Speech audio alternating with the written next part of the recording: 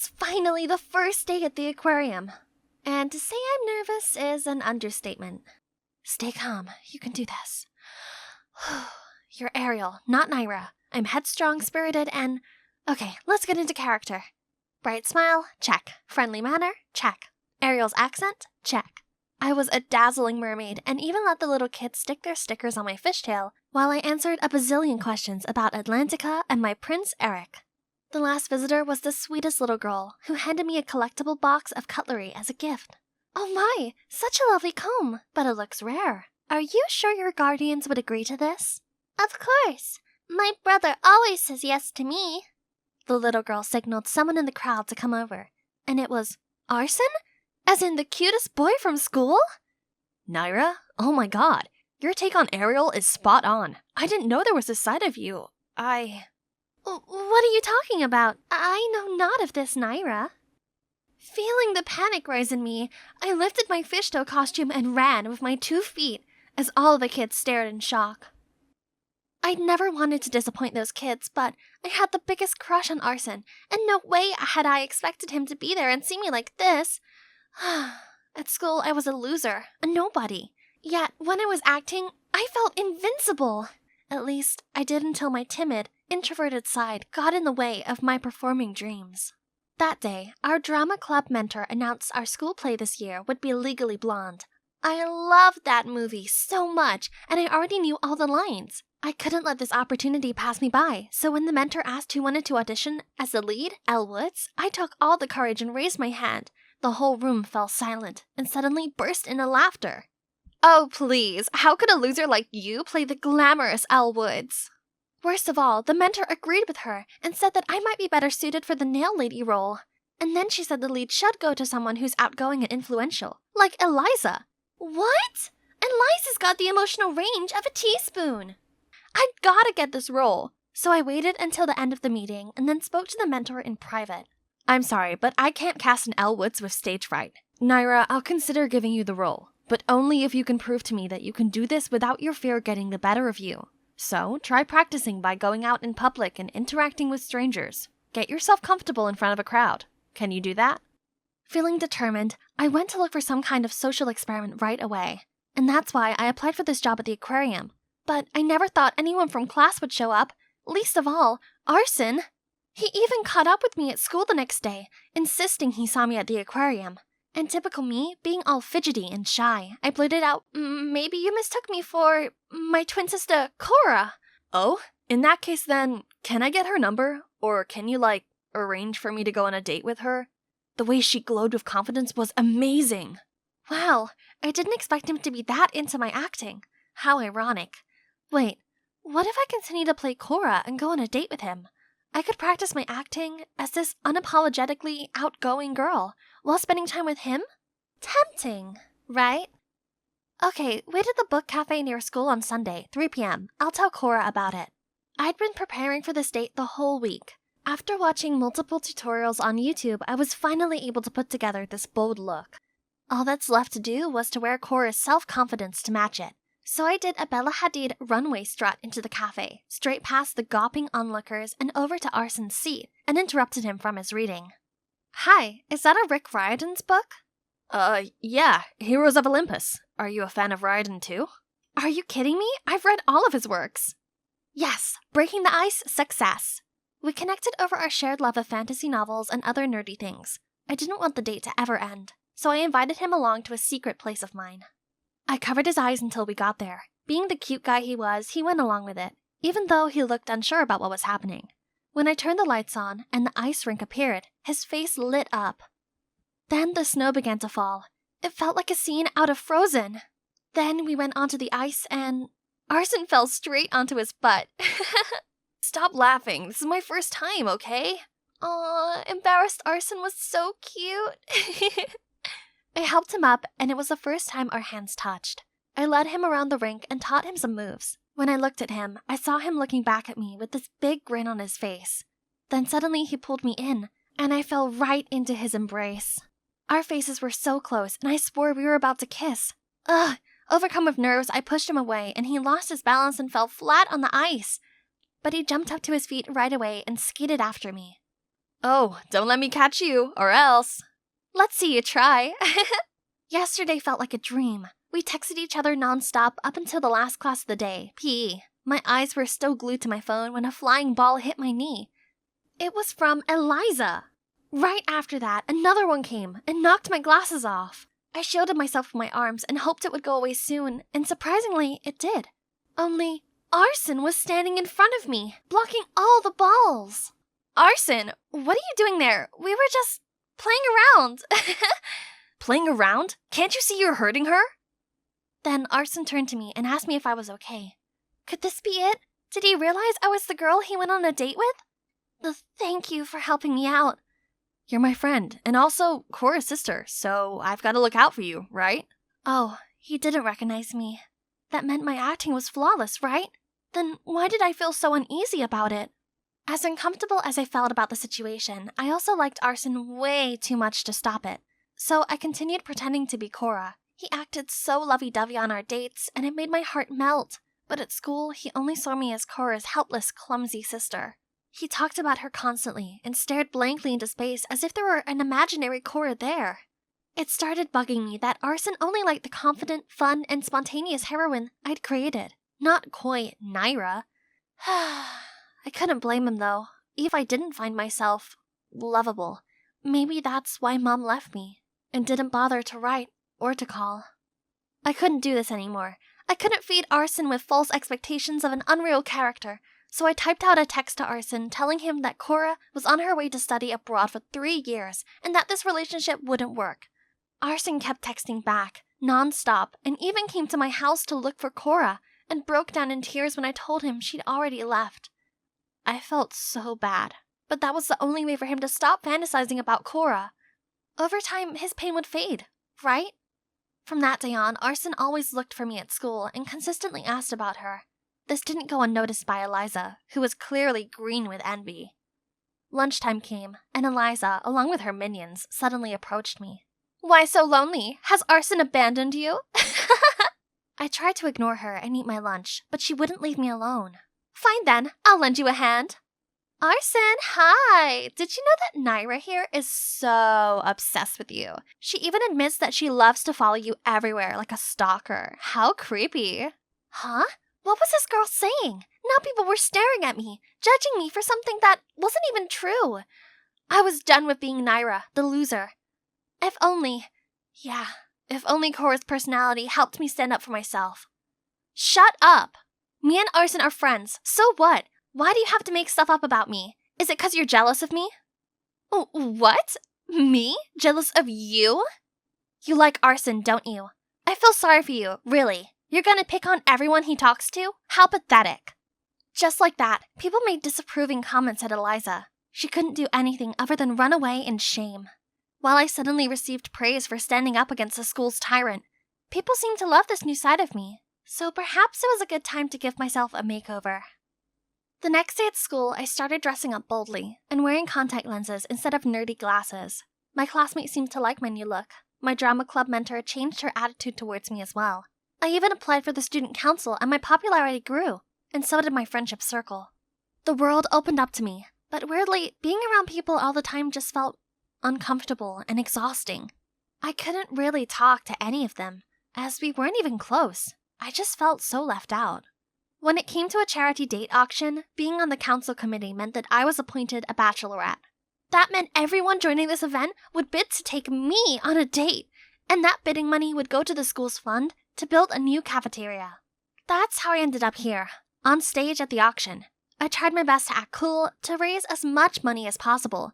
The boys kept cheering for me, trying to show their charms, and I tried to flirt back by talking nonsense and winking at them. Once the bidding started, chaos commenced as people kept raising their paddle numbers. 40. 60. 80. It suddenly came to me that I didn't want to go on dates with any of these guys. I didn't know them at all. And just then, Arson shouted from the back. 500. 500 going once, going twice, and sold. Arson jumped on stage, grabbed my hand, and dragged me out of there. He led me to the garden, and then he started asking me tons of questions. What is it with you lately? It's as if you're someone else. No way. I'm just the same old Naira. Tell me the truth. Are you... Cora? You switched places with your sister to protect her, right? Oh, Cora, I've missed you so much. After all this time, he was still in love with Cora? Even now when I changed myself, he still didn't see me as Naira? Arson, I can't. And then I just ran out of there.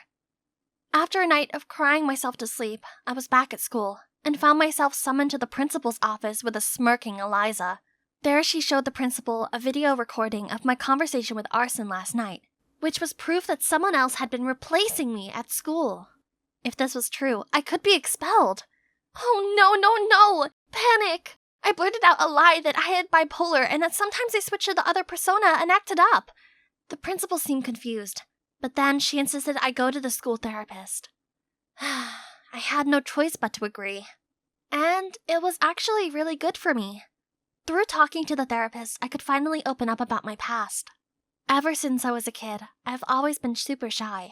I thought it was why my mom left me behind when she split from Dad and moved out. She hadn't even contacted me once. I know a childish nerd like me would never be the one who she could really talk to. Thank God my dad came to pick me up after that.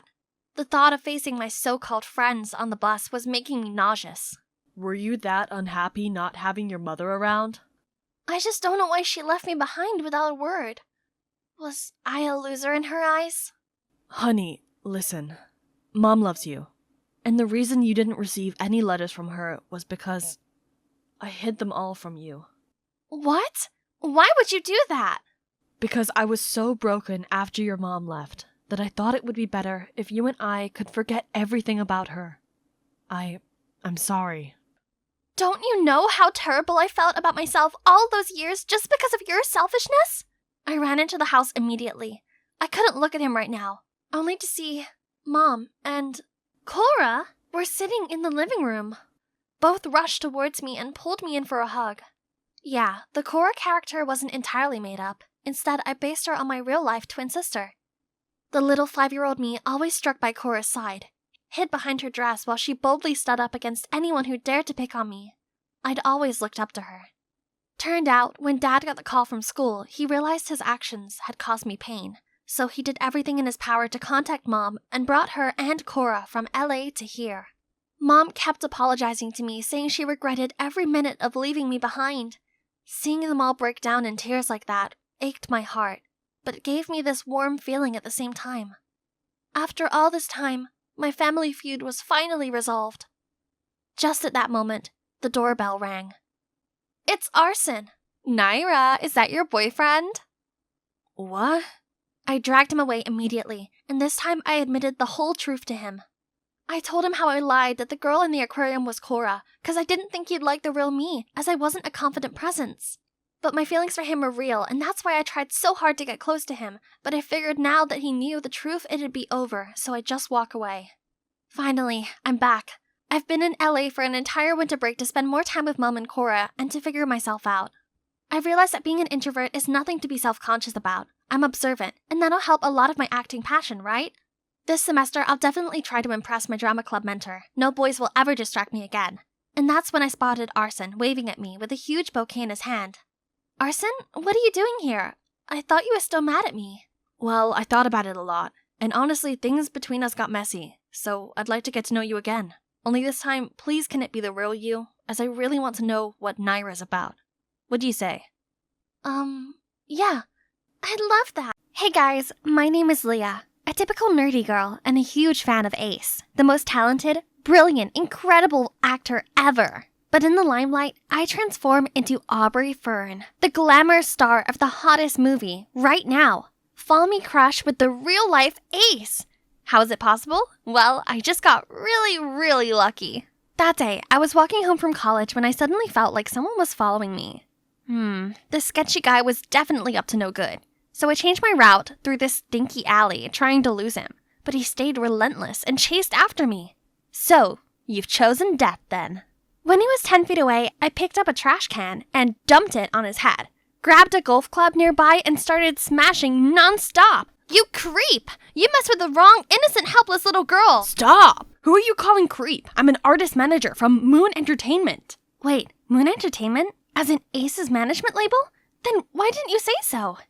Turns out his name was Grayson, and he's not here for my angelic voice or charismatic dance moves, but guess what? For my face. Pfft. This guy must be a comedian. A few days ago, you used the celebrity twin filter on TikTok, and the result was Aubrey Fern, an actress under our management, correct? Yeah? Moon Entertainment actually created that filter. We were looking for someone who looks just like Aubrey to replace her. Okay, I must have hit his head too hard. I'd better get away from him quick. But he caught me right away and immediately teleported me to the company headquarters. Even the CEO himself came to welcome me. They were dead serious about me filling Aubrey's shoes. Heck, her whole identity. Apparently, the actress found showbiz too stressful and decided to quit. But she was one of the top faces of the company, so they couldn't just let her disappear.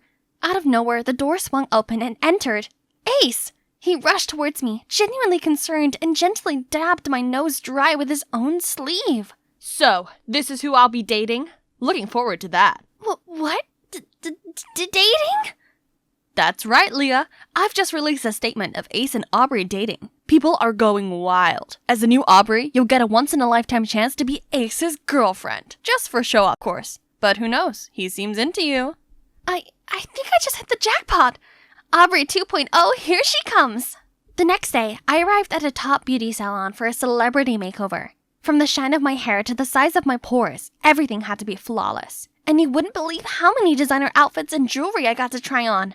I looked like $1,000,000. Ace was gonna freak out the next time he saw me. You may look like Aubrey, but your personality needs some work. Jeez, who spat in your coffee this morning? Anyway, you better tidy up, cause I'm moving into your house. What? No way! You and your spiteful mouth should stay 10 feet away from me, or else I'll call security. Huh! Guess what, Miss Diva? It says right here in the contract that your manager, aka me, has to supervise you 24/7 so you don't spill anything confidential. You're bluffing. Am I though? I stared at the contract, too stunned to speak. Why did I sign without reading it first? The guy's a nightmare. He even pretended to be an Italian exchange student and followed me to class. Weirdly, all the girls on campus were gushing over his fake accent. Sei un porco. I don't know what's more pathetic, his Italian accent or that you guys are actually swooning for that. Uh-oh, these girls did not know how to take a joke. Whoa, you guys wouldn't want to touch my face. My contract says it's worth, but before I could say another word, Grayson dragged me away like a rag doll. Other than that, life as Aubrey was amazing. I got to appear on loads of magazine covers, attended a bunch of exclusive events, and starred in the most anticipated rom-com of the year. And you know what the best part was? Ace was right by my side. Imagine being this close to your idol every day. You could just fall head over heels for him, literally. But no worries, people would still think that you're cute, as long as you know how to pose for the camera. One time, I heard Ace say that his ideal type is a girl with healthy, sun-kissed skin. So I figured I should give tanning a try. But when I arrived at the film set the next day, everyone laughed at me, saying I looked like a half-dried-up squid. This was so humiliating. Bet Grayson had a blast making fun of me. But instead, he rushed to put his jacket over my head to cover me up. Why are you trying so hard for that narcissist? You look ridiculous. I think she looks kind of cute. Just needs a bit of blending. It's Ace! He's standing up for me. His handsome face suddenly came super close to mine. Care to go on a date with me tonight? Yes, 1,000,000 times yes. I immediately went home after work, scrubbed off the stupid tanning lotion, and got ready at lightning speed. We're meeting at this private restaurant on the 32nd floor of a luxurious building. And there Ace was, the brightest star amongst the city lights waiting for me. He was so gentle and sweet. We were having the best time. His dreamy eyes looked at me like he was about to say something. Something sweet, I can sense it. When flashlights came from nowhere, blinding us. Paparazzi? How did they get in here? Aubrey, is it really you in the picture? Ace, what does it feel like being cheated on? What are they talking about? Just then, a strong arm suddenly grabbed my waist and pulled me out of the crazy crowd. It was Grayson.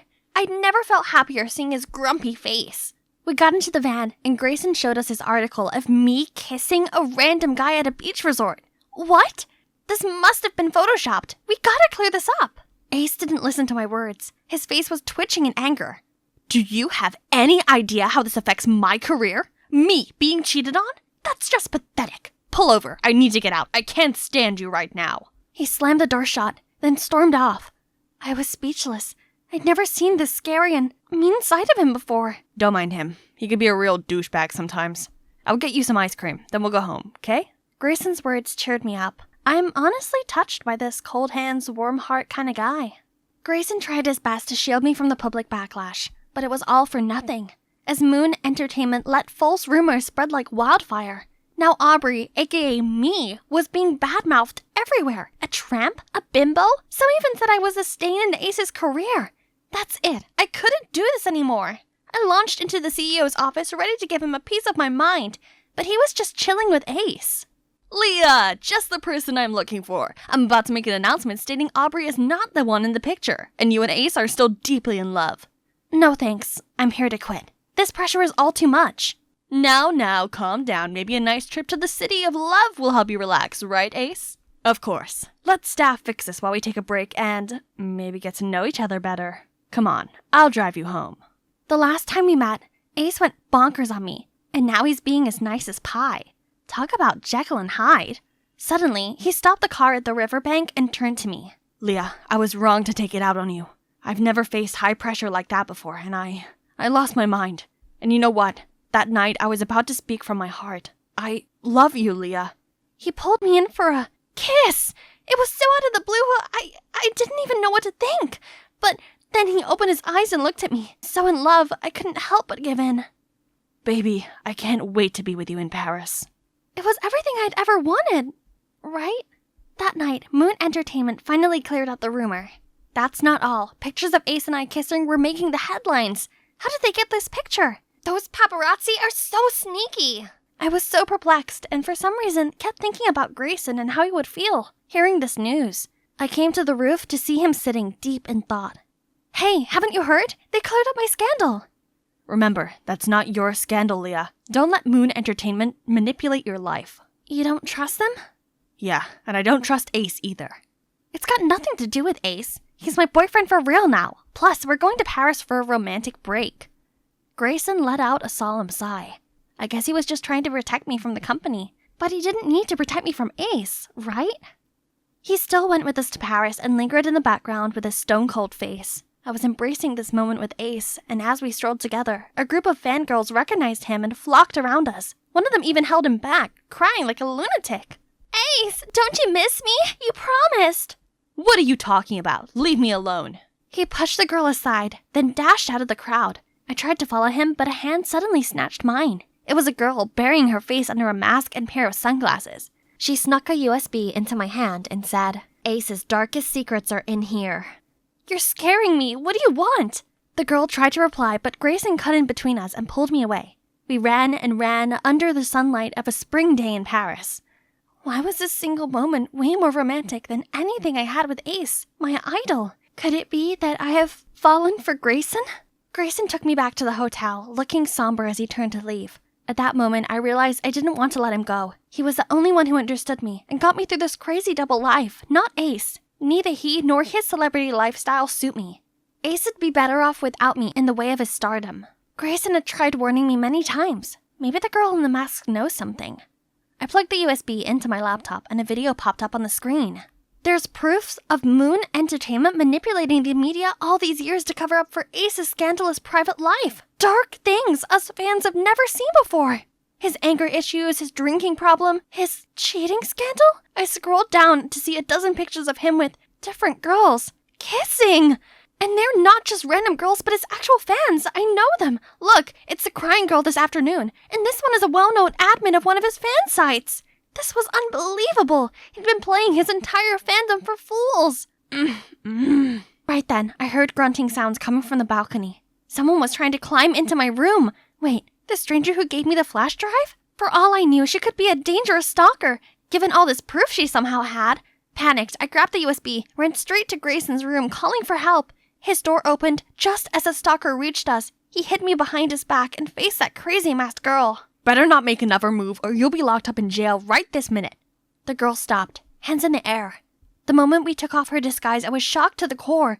It was Aubrey. I know this seems crazy, but please listen to me. What you saw in that USB is the truth. Ace's manager provided me with it. What USB? And you didn't choose to leave the industry? The CEO even made all the staff delete your contacts and basically erase your existence. That snake has been lying to you all this time. I didn't quit. I just wanted a little time off to deal with my mental health. So I went on a digital detox for a while. When I came back, I found out I was already fired without a reason and replaced by a lookalike. I was so devastated I didn't know what to do.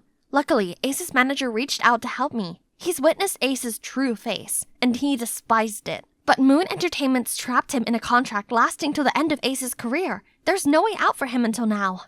His manager has been secretly collecting and sending me evidence, then told me to come to you, because you're also one of their victims, just like us. Gosh, this was unbelievably messed up. You know where he went after our encounter this afternoon? I shook my head in confusion, as she showed me a video of Ace making out with one of the girls earlier at a party. How could he be so shameless? Did us fans look like fools to him?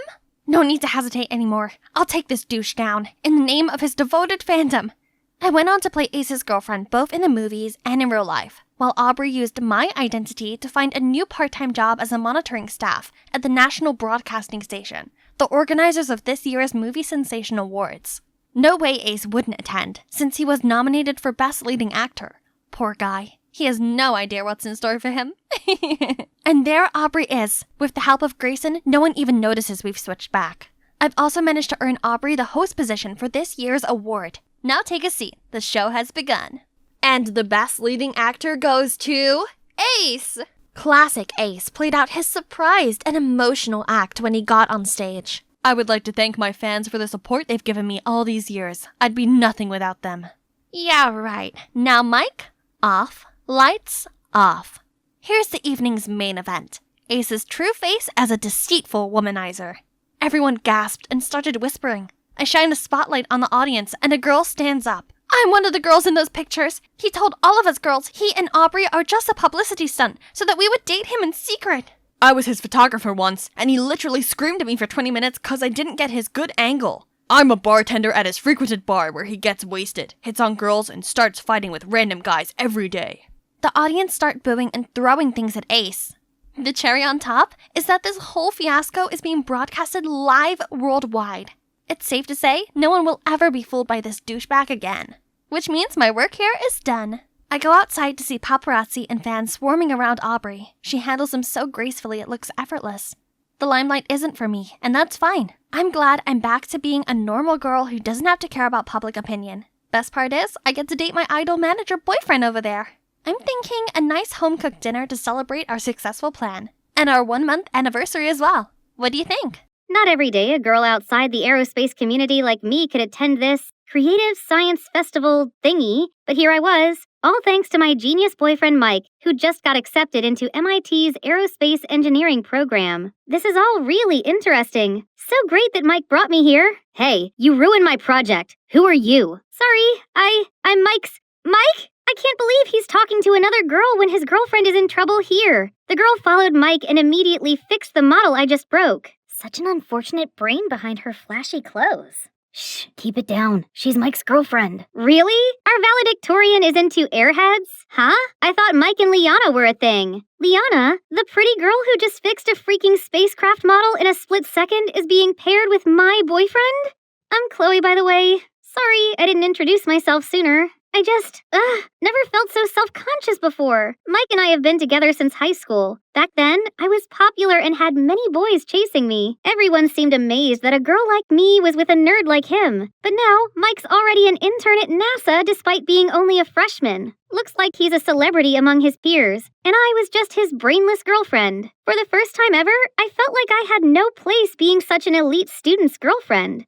I couldn't stop thinking about what happened at the science festival, so I decided to talk about it in my talk show, Bubble Buzz. Although I didn't show my face, I had heaps of listeners, and every time the show was on, they flooded my comments section with excitement. Welcome back, my friends. So today's topic is, can a person's heart change when they go to college? I have a friend, Sally. She's been with her boyfriend for 2 years, 10 months, and 21 days. But now he's gone to college in another state, living among new friends and new girls. Should she be worried that she'll become old news? Obviously, out of sight, out of mind. Your friend should dump him before he does. No matter how good a relationship is, it can't escape the 3-year curse. The 3-year thing is real. All high school romances are doomed in the real world. Mike and I had been together for almost 3 years. Was this 3-year curse really hitting us? Every comment seemed to believe it, while user Twinkle Star seemed to think this whole curse was silly. Curses don't exist. Relationships aren't easy. Both partners have to be willing to make an effort in their long-term relationship. 2 years or 10 years, it's irrelevant. Why does someone as serious as Twinkle Star listen to my show anyway? Since my early days hosting the show, this person always comments with confusing and boring quotes. I'm sure the curse was not a silly thing at all. Whether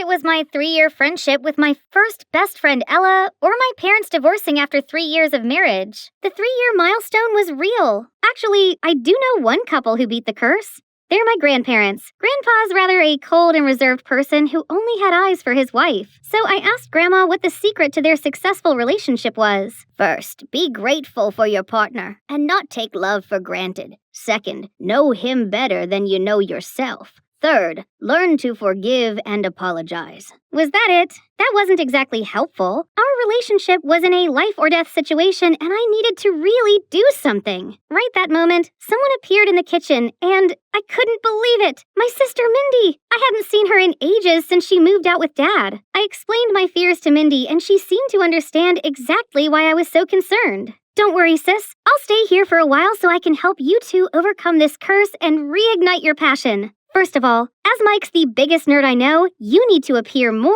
academic. Taking Mindy's advice, I gave myself this academia aesthetic, then went to see Mike at the amusement park. Oh look, there he is. Huh? Chloe? You look different. Since when did you wear glasses? I've, always worn them, Mike. You must not have noticed. I stayed up late last night to watch a physics documentary. Now it's time to impress Mike with my knowledge about how water fountains actually work without electricity and run solely on gravity. How the fat in ice cream impacts the freezing point, and I could taste the fat droplets. And how G-force and inertia were taken into account when mechanics made roller coasters for the thrill. But he didn't seem impressed at all.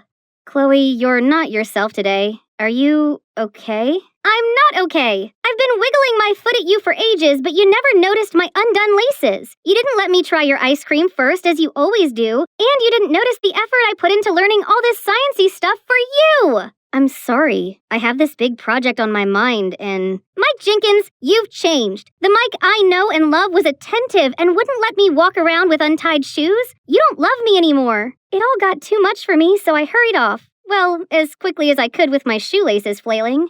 As soon as I got home, I phoned Mindy and told her everything. I was so lucky to have my big sis. OMG, he did what? It sounds like he just doesn't care about you anymore. Do you think? Maybe he was just... No, if he cared, he would have come after you. Instead, he let you walk on dangerous sneakers. Mindy was right. Mike grew cold on me. This 3-year curse was real. Now what should I do? There's only one thing. You'll have to test him. I've been sitting here for the past hour, and Mike hasn't... Here he comes. This was Mindy's idea, faking a car malfunction and calling Mike for help. Wow, you're so good. I'd still be stranded here alone without you. You could have asked someone else or called a garage. There wasn't even anything wrong with... It doesn't matter. But you're my boyfriend. Yes, your very busy boyfriend who lives in a different state. Anyway, I got a dash, and we'll have to take a rain check on next week. I have a lot on my plate. Then Mike left, leaving me more afraid of losing him than ever. As if he just left. His new environment changed him even more than I thought. Chloe, you have to infiltrate his space now before you lose him forever. So I went sneaking into Mike's dorm room and transformed it from nerdy to romantic chic. I hear footsteps. I better hide. I can't wait for him to see it. There's Mike, but, huh? Who's with him? Oh, wow. Romantic much? Then the other person started taking their clothes off. I leaped out of the closet ready to tackle this man-stealer to the ground, but hold on a second. That's actually a man, Mike's roommate, Gus. Chloe, what are you doing here? I'm sorry. I just wanted to surprise you and ask you to come on a date with me today, tomorrow, whenever you're free. I told you I'm busy this week. I have an inspection tomorrow. So, you mean I'm bothering you? You don't need me anymore? Here, you can use my ID card and go with Mike to the inspection. Make it a hot date. That's very kind of you. Thank you so much. One way or another, my infiltration mission was a success. Hehe. The next day, I came to this technical area with Mike and just stuck to him, not knowing what else I was supposed to do. Chloe, don't touch anything, okay? Mike, there you are. You have to come and see this. She dragged him off, and did she just smirk at me? Ugh! What an awful pick-me girl. She was obviously trying to separate us. No way was I gonna let her get away with that. I'd show them all that I deserved to be with him. While Liana's by herself walking around with a VR headset, I came to tell her to keep her hands off my boyfriend. Oh, there you are. Stay away from Mike. Little do you know that he has a girlfriend. You're just a clingy airhead that he's too polite to break up with. I'm the perfect girl for him, not you. I'm the most influential radio host on social media, and a third wheel like you call me an airhead? I'll make sure everyone knows what a horrible person you are. Really, so scary. As if I'll be worried about those pathetic gossip girls. How dare she? I pushed her, and suddenly, smash! Her headset broke into pieces on the floor. Oh no, Mike told me not to touch anything. What are you doing here? What happened? I'm so sorry, Chloe. I know that you're not okay with this whole thing, but I'm Mike's teammate, and we have to interact a lot. Nothing is going on between us. You're overreacting. Then she ran away in tears like she wasn't at fault. She's lying. I didn't say that. She said she wants. Chloe, enough. I'm too busy to worry about what chaos you're gonna cause next. I think we should take a break. He took the ID pass off me, leaving me feeling like my whole world had crumbled. After crying an ocean of tears, I decided to make this right. I threw away my ego and texted him first, but before I hit send, I received a message from Mike saying he was sorry and we would have a trip to celebrate our 3-year anniversary. This meant we weren't over and the curse wasn't true. Ooh, I needed to figure out which outfits to bring. I got everything packed and ready for our vacation of a lifetime. It was gonna be so romantic. But all of a sudden, Liana rushed to us and flung her arms around Mike. My pet dog, Nova, she's passed away. I can't be alone right now. I'd rather die. That lying party pooper. Poor Mike didn't know what to say, so she just jumped in the back seat without my permission. No problem. The more, the merrier. I'll invite my sister to join us too. Mindy proved to be super useful, always interjecting whenever Liana approached Mike. But Liana just became more and more shameless. She glued herself to Mike and had the audacity to lie down next to him, like I was invisible, and even ate his ice cream. Worse still, my oblivious boyfriend didn't seem bothered at all. She's more cunning than I thought. You need to step up your game.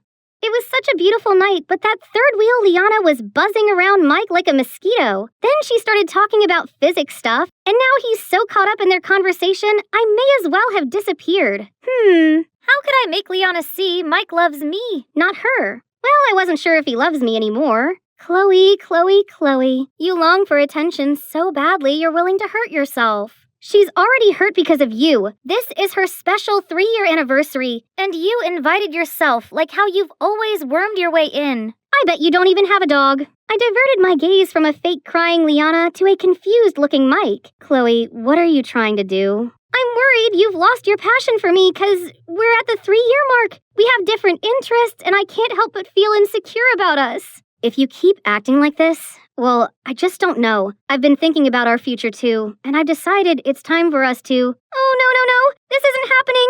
I think I'm pregnant.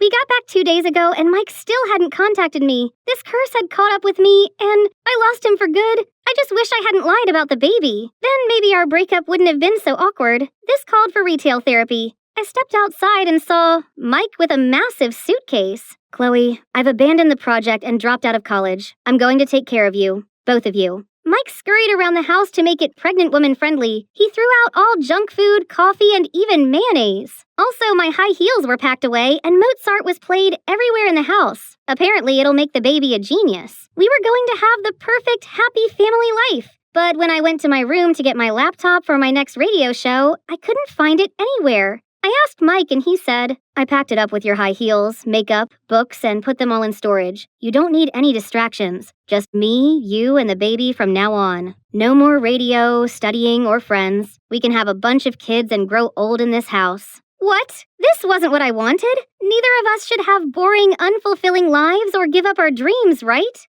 I might not have my laptop, but I still had my phone. Welcome back. Today's topic is my friend Sally, again. She lied about being pregnant so her boyfriend wouldn't leave her. Should she keep lying or tell the truth? This time, Twinkle Star appeared again. I know she's always been a brave girl who isn't afraid of admitting her own faults and correcting her mistakes. She should tell her boyfriend the truth and explain how much she loves him. Sounds oddly specific. Who's this person? Actually, Bubble Buzz, we know each other. Before I could ask him anything else, Twinkle Star went offline. Whoever that was, I think they were right. So I went downstairs to talk to Mike, only he wasn't there. Instead, Mindy jumped out of nowhere holding a pregnancy test and a bottle of Coke. I just need to dunk this in here and the plus sign will show up clear as day in case Mike has any doubt about the baby. No need to. I'm going to tell him the truth. Are you sure about that? What if Mike gets mad? I stopped and thought about it. No, as scary as it was, I couldn't do this anymore. I was looking out for Mike by telling him the truth. Where was he? He had to be around here somewhere. Liana, why was she here with Mike? Mike, I'm sorry, but Chloe's not pregnant. She admitted on her radio show. You deserve to be with someone who wouldn't make up such awful lies. Someone like me. Oh no! I lost the chance to tell him firsthand. Now Mike would never talk to me ever again. Chloe, wait! I couldn't turn around and bear the disappointment in his eyes. I couldn't blame anyone, any third wheel or curse for destroying my relationship. Hey there, I know this is an unscheduled show, but I wanted to talk to y'all. That girl I talked about yesterday, Sally, well, she's me. I faked being pregnant to keep my relationship, but my boyfriend hates me now. I was so terrified of this 3-year curse that I became this jealous monster. Mike even dropped out because of me. I'm so selfish for expecting him to spend every minute of his day with me. He needs his own life too. We both do. It's the time apart that makes our time together more exciting, and our love more passionate. Now we've broken up and it's all my fault. I stopped to catch my breath. Who told you I wanted to break up? Didn't you say you thought carefully about our future and made a decision? You know what? After all your silly shenanigans, including faking your pregnancy, I'm still madly in love with you. So the decision I made was, Chloe Ruth Evanson, you're crazy, kooky, and one of a kind. I can't stand the thought of not having you in my life. Will you marry me? Yes? But, Mike, after our engagement, you should continue your studies, projects, internship, and whatnot. You don't have to stay by my side all the time. What? I thought you'd like that. We can be together all day and make enough babies for a soccer team, right? Relax, I'm just kidding. I knew you were lying about the baby all along. Your grandpa told me. Turns out, Twinkle Star was none other than my grandpa, who saw that I needed some guidance and tried to give me objective advice. Mike only went along with the lie to tease me. Who knew my nerdy boyfriend could be so playful? Or should I say, my fiancé? Hey there, animated story show viewers. I'm Crystal, a model and influencer, and I'm here for the Trend Like This Influencer Awards. Why don't you come on in and get ready with me? I know what you're thinking. I have a unique look. You see, I have vitiligo, a condition that causes pale patches to develop on my skin. It's definitely different, but I don't really see it as a disadvantage, but rather one of my biggest perks in life. Since I was a kid, people have always gawped at me in the street. But luckily, my mom and big sis have always been there to support me. Honey, they're only looking at you that way because you're beautifully different. Yeah, Crystal, never doubt yourself. You're one of a kind. Thanks to them, I've grown to adore the way I look. Then one time, while we were walking in the park, this eccentric-looking man approached me. Oh my word, your skin! It's a masterpiece! Turns out, he was Bo Ivanov, the world-renowned photographer. He begged me to model for him, and with the encouragement of my mom and sis, I agreed, and my photos became a viral hit. That's when my interest in modeling sparked. I joined this awesome modeling agent and got to learn all poses for photo shoots, wear these gorgeous outfits, and best of all, have makeup done to complement my vitiligo, not to hide it. Ever since then, I've worked my butt off, fully committed to my work. That's how I became the face of multiple fashion brands and built up my influence empire. I wanted to pave the way for people like me to love themselves and celebrate our own uniqueness. 'Cause look at me, my career, my life could come to this point today, all thanks to my skin, and I wouldn't change it for the world. But then this morning came, I woke up to see, my vitiligo patches, they were gone! This can't be happening! I still have tons of fashion shows and events booked for the rest of the year. Without my patches, will they all cancel on me? Panicked, I called my manager, Alex, and she immediately rushed into my apartment. This shouldn't have happened. The project with Red Rush is next week. I know that. What can I do? Go see a dermatologist? No, Crystal. You can't breathe a word about this to anyone. You don't want to ruin your career, do you? Well, no, but I can't hide inside forever. No, you can't. But you can fake your patches. Just use makeup. Draw some on. What? You mean I should lie to everyone? Your choice. It's either that or kiss goodbye to your career. This is wrong, I know, but I've worked so hard for this. I couldn't just give up now. I guess the foundation would have to make do. I went back to my daily modeling life, and luckily no one seemed to suspect anything. But I was so on edge and constantly checking my makeup. Crystal, have you heard? The brand Rarest is looking for models with unconventional features for its newest fashion collection. You're the perfect fit! OMG! Everyone who's anyone in fashion knew of the Rarest's creator, Mr. Finnegan. If I become his muse, that's my step into high fashion world! I can't miss this once-in-a-lifetime opportunity! I got my focus straight, fearlessly walking into the building, when suddenly my heel got stuck. I tumbled backward, and out of nowhere, these strong arms wrapped around me, and I landed straight into their warm embrace. For a moment there, I could feel their divine scent overpowering me. Dior Sauvage, isn't it? You don't change much, do you? Still clumsy even though you're now a superstar. Hold up, this voice. It's Sam, my high school ride or die! My, puberty has hit him hard, huh? Samuel knelt down and gently put the heel back on my foot. Yep, my heart was definitely flipping out of my chest. You're going in for the casting, right? Oh, yes. But how do you know? I'm one of the judges. I gotta go now. Break a leg. But not literally. Wow, Samuel's made a name for himself already. Impressive. Wait, Crystal, you're here for work. And now time to shine. I strutted my way along the catwalk, doing my signature twist-turn pose at the end of it. As expected, all the judges were mesmerized. This job was in the bag. Just then, everyone went ooh and ah at the girl next in line. It's Amanda! She's known as the Super Rookie, who challenges the modeling world standards. Ironically, that title once belonged to me, but that's how this industry works. You can easily be dismissed if not careful. We got the results right after the casting. As expected, I was in for the show. Hooray! Hey, Crystal, right? Amanda, huge fan of yours. Say, can a pro like you give this rookie any advice while we train together? You do know this is a competition, right? That means no help. Then I shimmied off. Day 1 of the training, and I already messed up. I had to disguise myself to sneak out and buy a new one. Crisis averted, but this did make me 30 minutes late. You're the professional. Act like one so us amateur can look up to. A veteran in modeling, or so they say. Those chicks wouldn't miss the chance to dethrone me, especially her. Welcome, everyone. May I introduce you to our Fall 2023 Haute Couture collection. It is inspired by the elegant art of ballet. So besides your usual training, you'll have a chance to learn some of the moves to capture its true essence. Then I'll pick my star, my vedette. Ballet? I hadn't done that since the accident! Little 6-year-old me was having a ballet performance and had to do this crazy spinning technique. But somehow, I ended up twirling like a humming top, then face-planted right on the stage. I never forget the audience's mocking waves of laughter. No, get yourself together, Crystal. Whatever the challenge is, I'll succeed and rock the vedette position. The first lesson was catwalk. Easy peasy, no one came close to matching me. Good posture, excellent posing. Well done, Crystal. Aw, he's so sweet. Can we just take a break to admire this piece of art? Come on, why are you so shy today, Crystal? Your patches are superb. Except they're just the magic of makeup. But the nightmare had only just begun. Jeez, these clothes were way too tight. They got me melting like the witch from the Wizard of Oz. Gotta go touch up. Then during another session, I couldn't keep my balance and was wobblier than a jellyfish. Meanwhile, Amanda effortlessly executed all those moves. A few days later, Mr. Finnegan organized a photo shoot, which we had to pose like a ballerina on this revolving platform. The past trauma immediately rushed back into my head. I stepped onto the platform shaking like a leaf. Only with Samuel holding my hands could I imagine to do the simplest pose. At least it's over now. My, our pro seems a little rusty, doesn't she? Just step back and let one of us younger girls take care of this. Right, Amanda? Go practice, Xena. Amanda stepped up to the platform. Her body started moving like a real swan.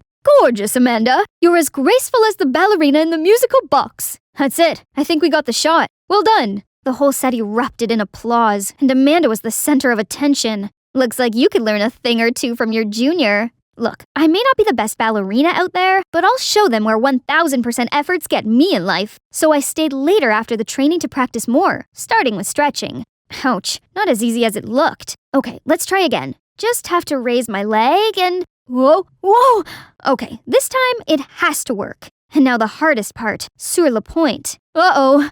Just then, Samuel appeared, trying to catch me, but we both ended up stumbling on the floor. Don't try too hard. You may hurt yourself. It's just, the vedette means a lot to me. I know you can do it. You've been such a positive influence, and I know that energy can get you what you want. No, my patches! I'm sorry. I didn't mean to. It's okay. I crossed the line. I'll just leave now. Don't, please. If you only knew the truth, you wouldn't think so highly of me. Hey, what's wrong? You can talk to me, you know. Just then, the lights brightened around us. What are you two doing here at this hour? Samuel looked startled and immediately kept his distance from me. Nothing. I saw Crystal practicing. Thought I could give her some advice. That's not fair. I need some too. What do you think of my releve? They started laughing together like a married couple. Since when did they get so close? After a few days of intense practice, I may not be a ballet master yet, but I did feel more confident about facing the final challenge, which decided who would be the vedette. Look at this gorgeous couture design! I would make a perfect black swan. I tried the dress on, but accidentally smudged the foundation and got it all over the dress. Oh no! I immediately rushed to the bathroom trying to wash the stain off. Stupid foundation! Super stain my butt! The door suddenly snapped open and in stepped Amanda! Your vitiligo patches? They're coming off? And what are you doing with the dress? I tried to hide it, but she already snatched it away from me. Is it foundation stain? Did you fake your vitiligo? No, I was diagnosed with vitiligo for real. I swear. I told her the truth. Thought she was going to use it against me, but to my surprise, she looked heartbroken. I decided to pursue modeling because I felt inspired by you. But now you're telling me it's all a scam? How could you? Amanda, wait, please. I thought you were against me. Does it matter anymore? Now that I got a taste of the truth, you don't deserve my respect. I was at an utter loss for words. I'd been so wrapped up in fear of losing my career that I couldn't care less how my action could affect those who looked up to me. I'm nothing more than a hypocrite. I couldn't live like this anymore. Vitiligo or not, I had to stay true to who I am. I walked straight up to the judges' panel and wiped all my foundation away right in front of them. Mr. Finnegan, I no longer fit in your collection. The truth is, my vitiligo has gone. I no longer have any unconventional features. Thus, I'm here to announce that I will cut myself from the show. I'm deeply sorry for all the trouble I caused. I turned to walk out the door, but there stood Samuel. Crystal, I don't understand. I'm sorry, Sam. I'm not the person you think I am. I ran home, hid under the blanket, and cried myself to sleep. Suddenly, a call from my manager woke me up. How can you sleep at this hour? The press is going wild. They're calling you an attention-seeking fraud. I immediately came to my senses and looked up the news. Oh no, how could it break out so fast? At this speed, I'd be canceled by tomorrow morning. See what happens when you act out of my order? Gosh, you models are so dumb. Don't go anywhere. I'll be there to handle this. Was she being for real? All of this was her idea in the first place. Enough! Have fun dealing with this on your own, Alex. I shut down my phone, packed my stuff, and left it all behind to go to my secret place. I used to spend time here with my family when I was a kid. Being surrounded by nature calms me down. Suddenly a hand pressed on my shoulder. Hey, we've been looking for you. Samuel? And Amanda? Did you guys follow me here? It's the only way we could find you. I'm sorry for going at you like that. I was so shocked. You don't have to. It's all my fault. I lost myself when my vitiligo went away. I acted out of fear and ended up disappointing everyone who's counting on me. Well, it's hard to stay sane when your identity is taken from you. But what's important is you've learned your lesson. Now, where is the fearless, confident Crystal we all love? She's right. Patches or not, you're always special to us. That means a lot to me. Thanks, you guys. Turns out I'd misunderstood Amanda this whole time. She's brilliant, gorgeous, and caring, and perfect for Samuel. Welp, that stings. Suppose it's time I got back to work for some damage control. I opened the phone to see hundreds of notifications. Among them was a message from Mr. Finnegan, saying he has a place for me at the fashion show. So it's not the end for me, right? Go get it, girl. Yes, it felt so good to be back. Crystal, you're here. I have great news. You'll be the vedette for this collection. Me?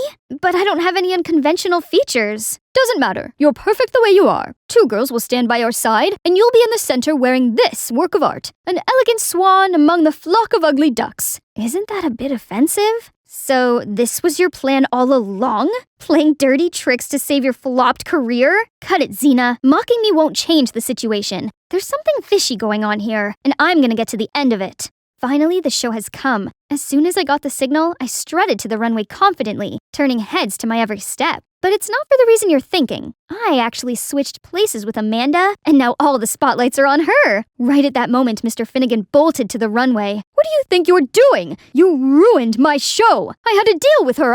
What deal? Tell me. Right now.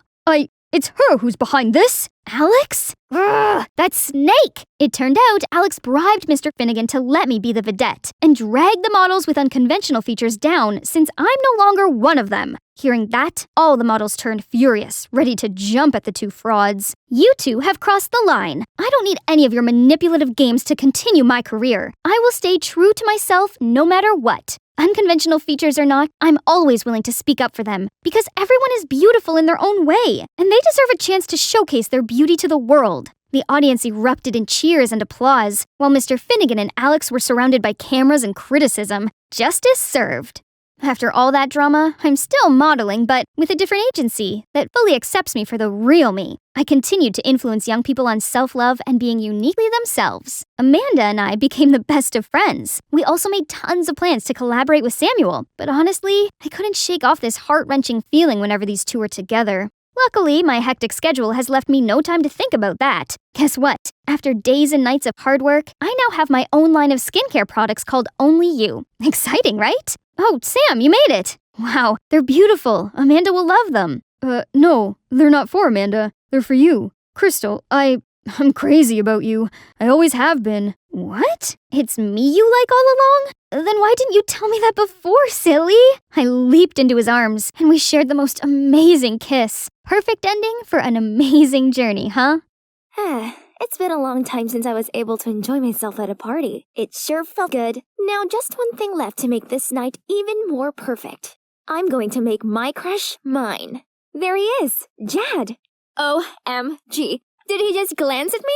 I could feel my heart flutter. As I immersed myself in a world with only Jad and me, the face of Harry the Metal Mouth suddenly popped up from nowhere. It's time for bed, mommy's little princess. What on earth was he saying? And why was everyone running toward the window like that? I jostled into the crowd and I peeked down. Oh, for heaven's sake! The beyond cringy woman standing there holding the speakerphone was none other than my mom! Janice, it's 10 p.m. You know it's your turn to stay with me tonight. I won't be able to sleep without you. God, is there any way for me to just evaporate right here, right now? This is too embarrassing. But wait, how did she know I was here? I immediately looked over at Christine. It must be her again. Everyone knew she had a huge crush on Jad too, and would do anything to get him. She's definitely the snitch. It's so frustrating. Anyway, let me fill you in on the situation. This crazy woman is my mom, who gave birth to not only me, but also my older sister Patty and my big brother Will. I guess we all turned out alright, but this wasn't down to Mom. She didn't raise us, our nanny Randy did. You see, Mom used to be an actress. She was always busy with her work and her numerous flings, which resulted in each of us three having a different father. Luckily, we had Randy to take care of us, so I never felt like I was missing out on anything. On the contrary, having to see Mom all day is a problem for me. A month ago, Mom suddenly decided to retire and move in with me and my siblings. And who knew that an out-of-date star could be such a childish, clingy nightmare? Ugh! She didn't like being alone, so she insisted Patty and I had to take turns sleeping next to her. Then she forced us to accompany her to the mall and be her luggage gophers and talk to her while she went for the zillionth beauty treatment of the week. One day, after an exhausting day out with Mom, we entered the house to Will rushing over and shouting, "Mom, why did you tamper with my laptop?" It turned out that Will had applied to the Juilliard Institute, one of the most famous art institutes in New York. But Mom went on his laptop and deleted the school's acceptance email, meaning poor Will had missed out on the response deadline. Oh, sweetheart, I didn't mean to. I was trying to send an email to report those scammers on TV, but I must have accidentally deleted your email. That's probably a good thing anyway, son. It would be better to apply for an economics major at the State University, so our family won't have to be apart.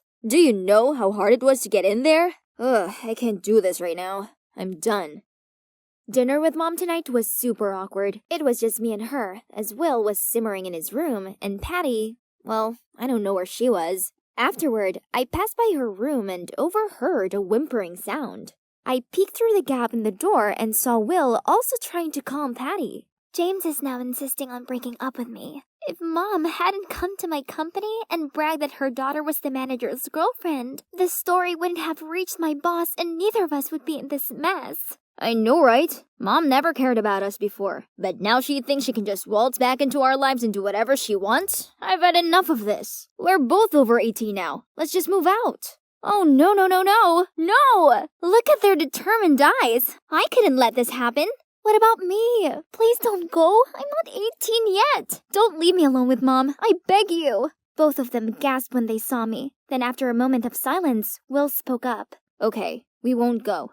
But at least we need to get things back to normal. I mean, back to just the three of us and Nanny Randy living in this house. And so, Will suggested we pull a bunch of pranks that would annoy Mom so much she'd end up leaving. But they were all busy with their studies and work, so they left it to me to carry out the pranks.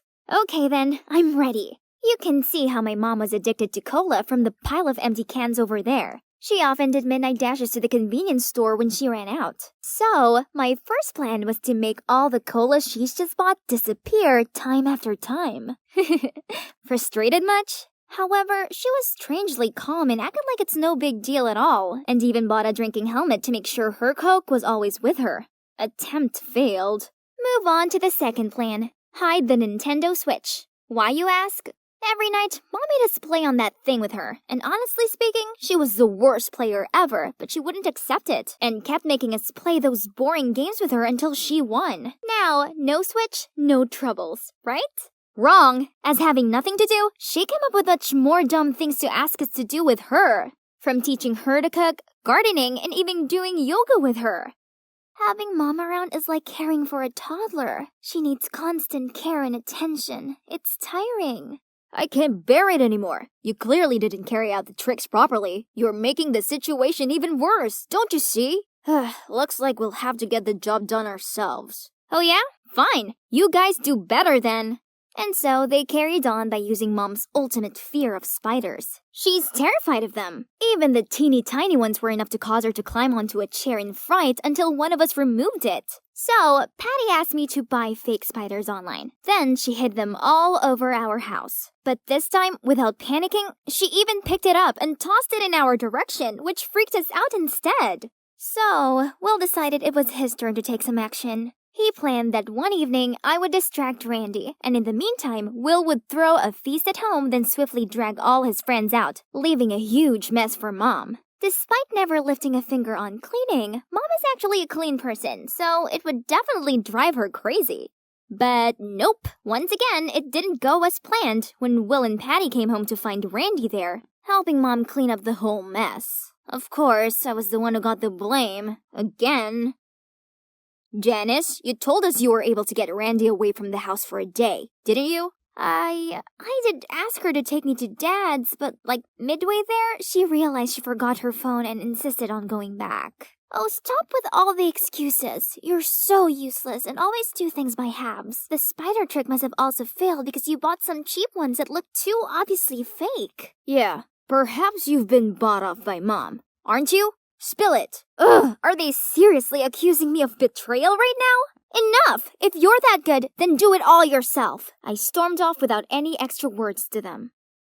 The next morning, while watching Netflix, I heard Patty and Will arguing. It turned out Patty let her boyfriend use her car and he forgot to come pick her up to work. So she's trying to borrow Will's bike so she wouldn't be late for a meeting. But Will wouldn't let her because he had an important dance workshop to attend. Don't your dumb class just always repeat the same wriggle moves? Take the bus instead. You won't die if you're a little late. It's not my fault your gold-digging boyfriend forgot to pick you up in your own freaking car. You should have broken up with a jerk like him ages ago. They continued quarreling for a while until I saw Will launch his way down from upstairs shouting. Fine, just take it. Has anyone ever been able to stop you from anything, bossy Patty? And he headed straight outside to his bike, then came back after a bit, probably to get some air to calm down. Ugh, would these two give it a rest? How were we meant to figure out a way to win against Mom when they couldn't even go a day without bickering? Right then, Mom walked in and told me she was going to bake the cake Patty had shown her how to do yesterday. Oops, but I forgot to buy eggs. I wonder if Will needs to use the bike today. I'll borrow it just for a bit. Ha! Great! If Mom took the bike, then both of my annoying siblings would have to stop squabbling about it, right? Yes, Mom, take it. Will said he was gonna take the bus today. It'll be faster to cycle to the grocery store anyway. Then Mom hopped on the bike and shakily rode off. After a while, Will and Patty went out to the yard, and of course, the bike was no longer there. After I told them that Mom had already taken the bike, Will stopped dead. Because the truth was that he had purposely broken the brake so that Patty wouldn't take it. Patty tried calling Mom, but she didn't pick up. Then came a call from Randy. She told us that Mom had crashed the bike and had been hospitalized. Oh no! We rushed there immediately, and fortunately, apart from a ligament sprain, she's fine. It could have been much worse, but that meant she had to wear a bandage for a whole month to stabilize her leg. Ugh, this was all our fault, so now we had no choice but to whimper to Mom's every demand. Mom insisted I spoon-feed her all of her meals. When I mentioned that there was nothing wrong with her hands, she told me that the trauma to her leg had affected her entire body. She made Patty light loads of candles, play soothing melodies, and rearrange her bedroom furniture so she had a relaxing space to heal. And she got Will to download her old movies for her and feed her popcorn while she watched them on repeat.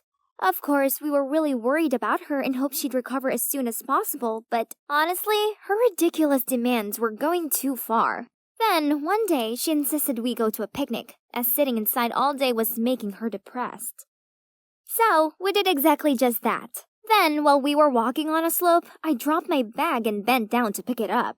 Oops, I forgot to lock the wheelchair's wheels! I gasped as I saw Mom whiz down the hill. But immediately, she hopped out of the chair and landed on her feet perfectly fine. Will and Patty stared in confusion at Mom's cascade-like performance. What about me? Nah, I'm not surprised at all, cause I was the one who set this whole thing up to expose Mom. Nanny Randy has told me everything. I know she has been helping you dodging our tricks, as well as carrying out that fake bike accident. Please, why do you have to make life so difficult for us? You never even cared about us, did you? As soon as I finished, Mom burst into tears. Then she began to pour her heart out. As it turned out, after her career finished, all the fortune, glory, friends, colleagues, and even men who once said that they'd love her for the rest of their lives, turned their backs on her. She was extremely lonely and needed us, her children, more than ever. Now, I only have 3 of you. In the past, I didn't fulfill my responsibilities as a mother, and I know I let you all down. But now I realize my mistakes. I only did what I did because I wanted to draw you back close to me. Please, forgive me. Give her a chance, kids. Although your mother's actions were somewhat misjudged, she only did them because she genuinely cares about you. Janice, she worried your partying was causing you to neglect your studies. Well, she didn't want your dancing dreams leading to showbiz nightmares like hers. And Patty, trust your mom, she was right this time. Turns out, Mom once caught James, the manager, aka Patty's boyfriend, secretly dating the receptionist. So she intentionally made a fuss at Patty's office to deter the third wheel. However, what came after didn't go as she expected and led to such a mess. But now, mission complete. We came here to catch Patty's cheating boyfriend red-handed. Or should I say, her ex-boyfriend. And of course, we made sure he paid for a worthy price for his actions. Justice has been served. Now, to relax. Patty and Mom are getting along much better now. They even look more like an endearing couple of sisters than mother and daughter. Will's taking Mom to one of his contemporaries. Hi guys, it's me, Claire. So, tomorrow is gonna be super exciting. I'm putting my life in your hands, literally, as I'm gonna be doing a My Instagram Followers Control My Day video. Yay! Most influencers do this with options, but I trust you guys, so go wild.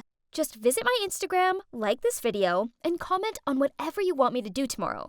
The comments with the most likes will be chosen. And don't forget to follow me to stay updated.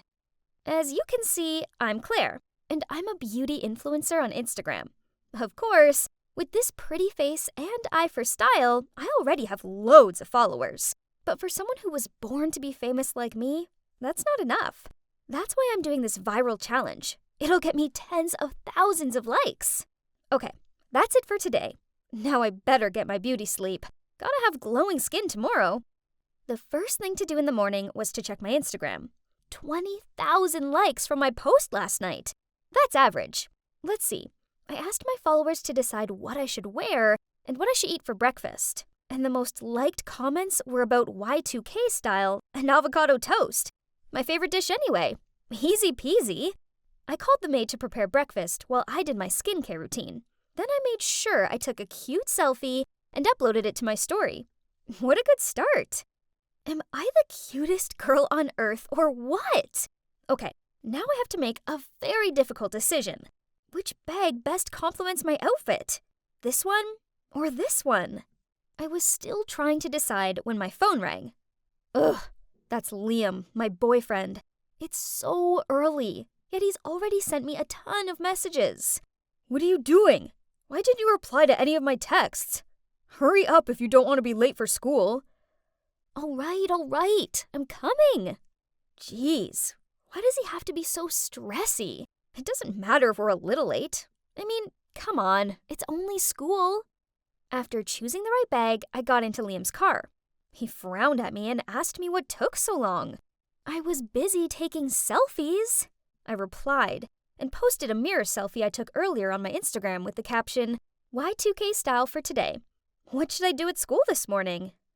At break time, I was sitting in the cafeteria with Liam and my bestie, Tori. As usual, my beauty was attracting attention. All eyes were on me, and one guy even gushed out, "You're so pretty, Claire." I checked my Instagram to see how my newly posted pic was doing. Oh, it already had 50,000 likes. That's good, but I know with my charisma, I can do even better. But, huh? What's this? The most liked comment on the post wants me to go to the school library and scream, "I hate studying, and the library is the most boring place on earth." What kind of request is this? Don't do it. I don't have a good feeling about this. It could be from someone who's trying to sabotage you. Liam has a point. This could just be a trick that Isabella, my rival at school, devised to embarrass me. She's also an influencer on Instagram, but she just copies everything I do. Her Instagram is 5,000 followers less than mine. Yawn. But Claire, how are you going to explain to your followers if you bail out? I don't think they'd be happy about it. Right. I'm doing a challenge, aren't I? Can't stop after only 2 comments, especially because one from anti-fan. Besides, this is no big deal, right? Who even goes to the library anymore? So, I dragged Liam and Tori to the library. As you know, I need them to film me. Huh? Why was it so ridiculously busy in here? Since when did people actually want to study? I needed to get this over with. So breaking through the silence, I shouted, "I hate studying, and the library is the most boring place on earth." All eyes instantly fell on me, and I heard tuts and grunts. Then someone said, "What the hell are you doing?" Ugh, why is everyone in here so serious? I just shrugged and walked away. At least Liam and Tori had captured me at my best angle. To my surprise, that video gained me a load of views and likes, and I even earned nearly 1,000 more followers. Who would have thought that such a silly act would get so popular? At that moment, Isabella walked past me. Only brainless people would scream in the library. Huh, look who's jealous now. Hey, you might as well try that. Maybe you'll get half of my followers. Isabella looks like she's about to explode with anger. But then she sneered and said, "Let's see if you're still laughing after you see what you've got to do next." Huh? What is she on about? I immediately opened my Insta to check. What? The top comment this time was from Isabella. She wants me to put a trash bag on my head and go to the mall. Ew, trash bag? I spent an hour styling my hair this morning. Isabella, you wicked witch. But, okay. If she wants to play, I'll prove to her that she's messing with the wrong person. Just like last time, Liam tried to talk me out of it. This is nonsense, Claire. Don't lower yourself to this level just for a few likes. I told him he was overreacting, and that I wasn't going to let my followers down by bottling out of it. This seemed to annoy him, and he stormed off. So who's going to take videos for me? I called out, but Liam just kept walking. Why can't he just support me like usual? Luckily, I still had Tori, and she agreed to film it for me. That's what best friends are for. Okay, this is more embarrassing than I thought. People keep staring at me like I'm an alien. I gave them a "what are you looking at" stare, prompting them to quickly turn away. No, I have to act confidently for the video to get more likes. Looking over, I saw Tori cheering me on, so I took a deep breath, stood up straight, and did my best catwalk strut through the mall. My heart was pounding like crazy, even after we walked out of the mall. Phew, it was finally over. I then quickly opened up my Insta, uploaded the video I just shot, then texted Liam asking where he was. After that, Tori and I got in a taxi to his house. Liam was already waiting for me at the door, looking all serious when I got there. So I told Tori to wait in the taxi.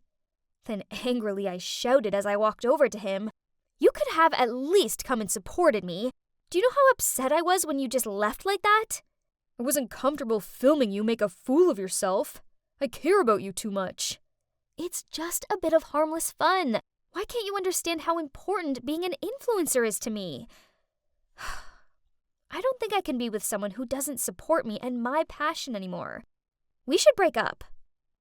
Then I just walked away, not giving Liam a chance to explain.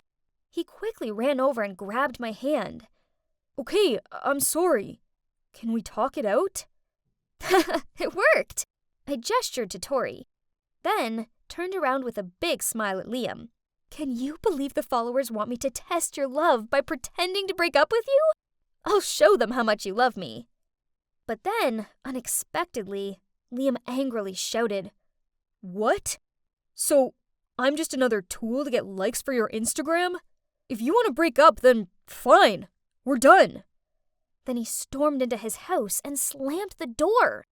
I stood there open-mouthed. How could he break up with me? In the whole 2 years we've been together, I've never seen him this mad. I'll let him chill for a bit and talk to him tomorrow. He'll have calmed down by then. Right? Look, Claire! Your shopping mall video has already reached 100,000 likes! Oh my god, what is this? People are going crazy for my videos. They say I'm so confident, wearing a trash bag and still looking stylish. I look like Kendall Jenner. And my followers also increased by 5,000 people. At least this is worth the effort I put in. The next morning, I waited for Liam to pick me up. But he never arrived. When I got to school, I tracked him down and asked if he was still mad at me. "You're so addicted to social media. I don't even know who you are anymore." Then he walked off. At that exact moment, Isabella walked towards me. Wait, why is Tori with her? "Hey, loser, you're in so much trouble." What does that mean? I looked at Tori in confusion, but she just lowered her head and quickly followed Isabella. Feeling something was wrong, I immediately opened Instagram and... oh my god. What are these comments? Such an attention seeker. She's willing to do anything just for some likes. I heard that her boyfriend broke up with her. No surprises there. What is this? I did all these things at their requests, and now I'm the one receiving all the hate? Suddenly, the principal announced via the loudspeaker that I had to go to his office. As I walked in, I saw my parents sitting there. Turns out news of what I did at the library had spread. But not only that, someone even accused me of stealing from the shopping mall. Huh? I didn't steal anything. To prove my innocence, I gave the principal my bag to check. And he pulled out a brand new necklace.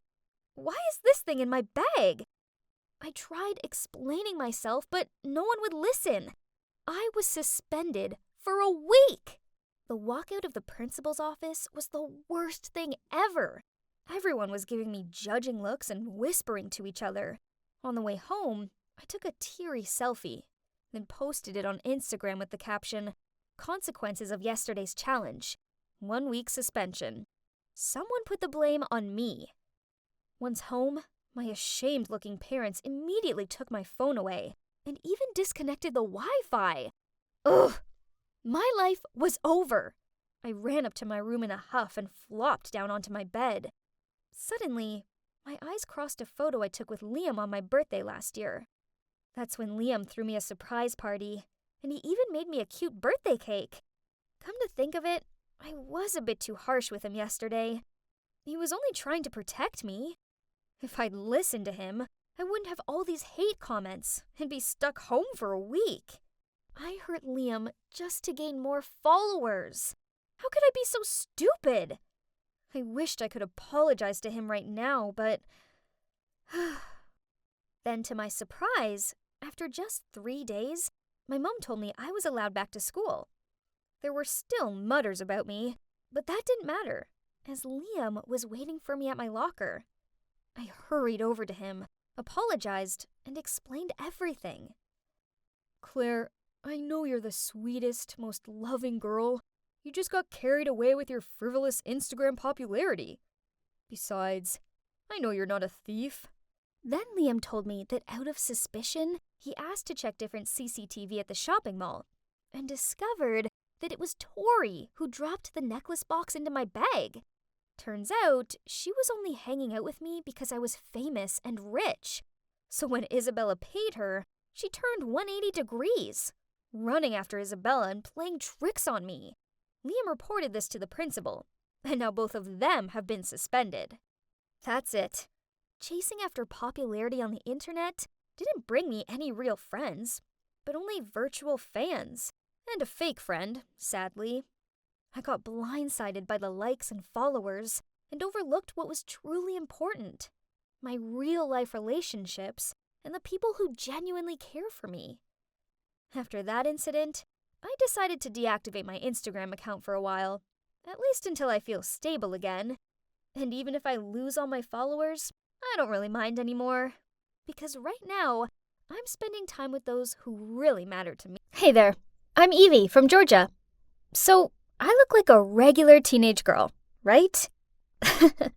Just you wait till you see what I can do. Kids these days are so rude and unruly. I blame the parents. There's just no discipline anymore. See, they don't even respect their principal. But no big deal. I know just how to handle them. There we go. Just a few words and the class immediately went silent. What is this, Mrs. Gardner? That trip was all we've been looking forward to for months. Thanks to everyone's disruptive behavior. Well, to be exact, thanks to the actions of you, 25 out of 300 students, no one has anything to look forward to this year. Okay, then go on, ma'am. Punish us. But why drag the whole year group into this? Other classes will definitely not leave us alone after this. Nobody likes being punished. That's why it works. Now, let's see what your peers make of this, shall we? The whole class was buzzing with, "So unfair! Abuse of power! Wicked witch!" Oh my, these kids, always full of energy. Go back to your seats and write an apology letter to Miss Helen, along with a promise to never misbehave again, or else. All of them reluctantly sat down. And there we have it. Oh my god. Who are you? It's just that these unruly students need to learn a lesson for getting Mrs. Helen so exhausted that she ended up in the hospital. And so you just decided to mimic me? Well then, please inform your mum. We will have a talk about this.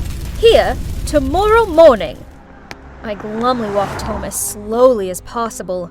As soon as I walked through the door, Mum was glaring at me. Yup, my mum is Miss Helen, the kindest homeroom teacher ever. However, the kids in her class made her life a misery, which led Mum to get high blood pressure and end up in the hospital. I just wanted to help her, but instead, I just managed to make things worse. Hi, Mum.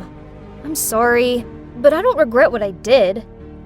Mum started lecturing me about how it was bad enough that Dad had left and her students were rebellious without me acting like a crazy person.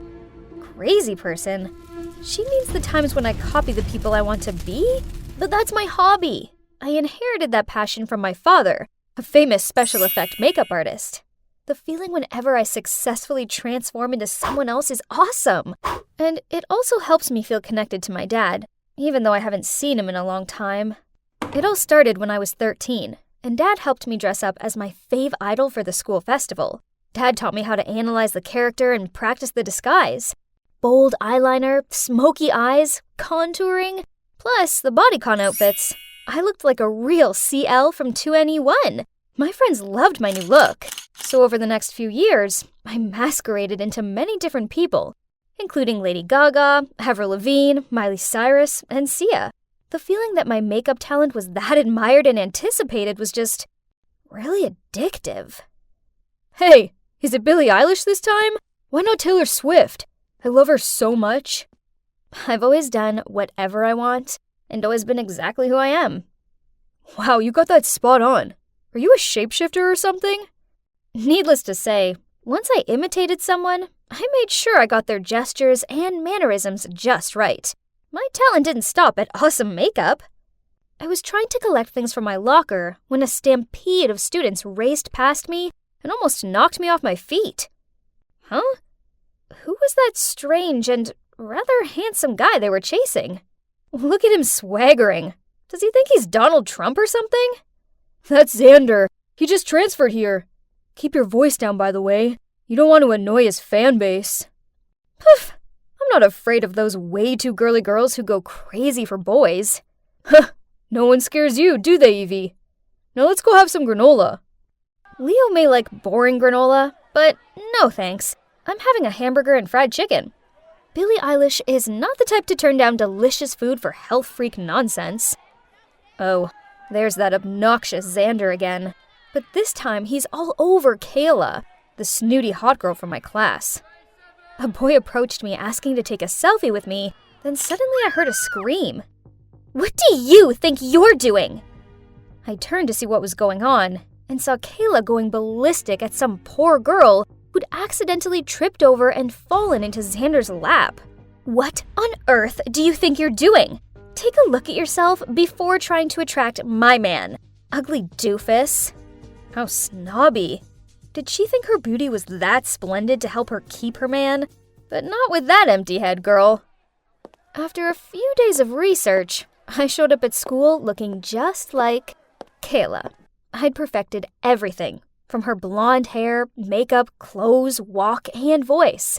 Honestly, this time I was quite nervous.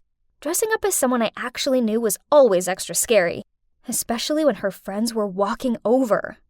Wow, that dress is so chic. You really are the fashionista of our school, Kay. Come on, Xander's waiting for us on the sports field. Please, do you think I really want you around? I'm just taking advantage of you. And you keep following me around like a pet. It's so tragic. Are you crazy? I know you like Xander too. I see the gooey looks you give him. When I'm done with him, I'll consider giving him to you. I walked away, leaving the girls freaking out. But I didn't say anything different from what Kayla thought, though. Right? If only she would be so frank with her friends. Now let's get to the main target. Thinking about him gave me goosebumps. I'm busy, bae. Go hang with your friends for now. He was playing Call of Duty on his phone. I was here to break up with him, but hang on a minute. This guy had skill. I want to have a go. Since when did you know how to play this game? He looked kind of touched that I was showing an interest. Okay, I'll wait until after this, and then we will split up. I looked for Leo, but he didn't even recognize me. Poor him. He'd been searching for Billie Eilish since morning. While Leo was complaining, he helped me quickly remove my makeup, so I could go back to looking like me before anyone guessed what I'd just done. From that day onwards, Kayla's friends cut her off, so she could only cling to Xander. And from my point of view, he seemed to be tired of this clingy girl. Now even her look made him sick, huh? The time has come. I put makeup on as Kayla again and found him. I want this bag. Don't try to trick me with a fake one. Okay, as you wish. I want you to give up COD. That way you can only stay by my side. Okay, I'll follow you all day. I want to throw a party and invite the whole school. Your task is to get everyone to gather around me like they used to. If you can't do that, we'll break up. Deal. But I see everyone likes you. Right, Evie? Holy mother! Did he recognize me already? But since when? I have to acknowledge your talent. If only you hadn't shown me your charm, you wouldn't have been exposed. Well, Kayla looks like a picture, but a dull one compared to you. You have such a good eye. However, you're no different from her. Miss Helen is your mom, right? Don't be surprised. I'm a better observer than you think. Just like you. I know that Kayla was the instigator of the disturbance in the class that sent your mom to the hospital. I already apologized to your mom for Kayla's behavior. And if you want to know why I did that, it's because I have a big crush on you. Oh my god. I didn't expect things to turn out this way. But, okay. Taking it as a slap in the face for Kayla on behalf of my mom, I still agreed to date him. The next day, I showed up again at school as Ariana Grande, simply because I wanted to. But this time, I also played another role, Xander's girlfriend. As usual, every time I dressed up as a new character, all eyes were on me. But this time, it was more epic when I walked side by side with the hottest guy in school. When Leo saw that I was with Xander, he rolled his eyes at me, then walked off. Then Kayla walked around the corner, saw us together, and started shouting at me. How dare you steal my man? You're just some pathetic wannabe. Xander took my arm and yelled at her. Evie's creative, sweet, and really funny. I want to be with her. I like her. Kayla's face dropped. Then she pointed her finger in front of him. How could you do this to me? I will get you back for this. Then she huffed off. Xander looked at me and asked if I was okay. Then he invited everyone to a party at his house that night to celebrate the fact that I was now his girlfriend. Was he serious? But whatever. It would be rude to say no, right? So that evening, I went to his party. To my surprise, Kayla was already there, so I flirted with Xander to annoy her further. Then suddenly, Xander leaned in close to my face, which made my whole body feel hot. What was happening? He was going to kiss me? But then he whispered in my ear, "You haven't told me how you feel about me yet." You were looking forward to this answer, weren't you? But before I could reply, Leo appeared out of nowhere, grabbed my hand, and dragged me out of there. Ugh! What on earth are you doing? I'm the one who should be asking you that question. What on earth were you going to say? That I have feelings for you too? This whole thing is a setup between Xander and Kayla to humiliate you. Lucky for you, I arrived just in time to overhear Kayla talking to her friends about this dirty plan. Are you done talking? Do you really think I'd fall into their trap that easily? I already know their dirty tricks, and I was about to tell everyone what jerks they are. But then you showed up and ruined my plan. I don't care how clever and perfect your plan is. How long are you going to continue this tiring game of dispute? They think just because they're both hot that they can treat everyone else like they're puppets. Well, I've had enough. Evie, you're better than this. I don't like this revenge-seeking version of you. Can you please just stop it and go back to normal?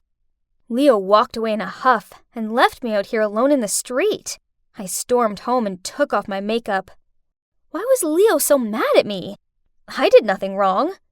The gentle Leo I knew never had gotten mad or even went against my will, and was always the most enthusiastic supporter every time I imitated someone. What had gotten into him? I called him continuously, but Leo turned off the phone. Ugh. I felt so alone, it was horrible. Then I heard a knock on my door. Mom peered her head around it. Seeing me upset, she came over and cuddled me. It felt good having her comfort me, so I ended up blurting out everything to her. It sounds like Leo was just worried about you. But as for Xander and Kayla, they're not worth your time or effort.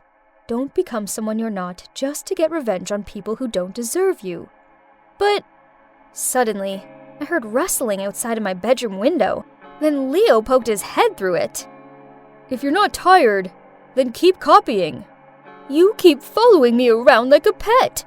Go live your own real life. Mom and I both laughed along with him.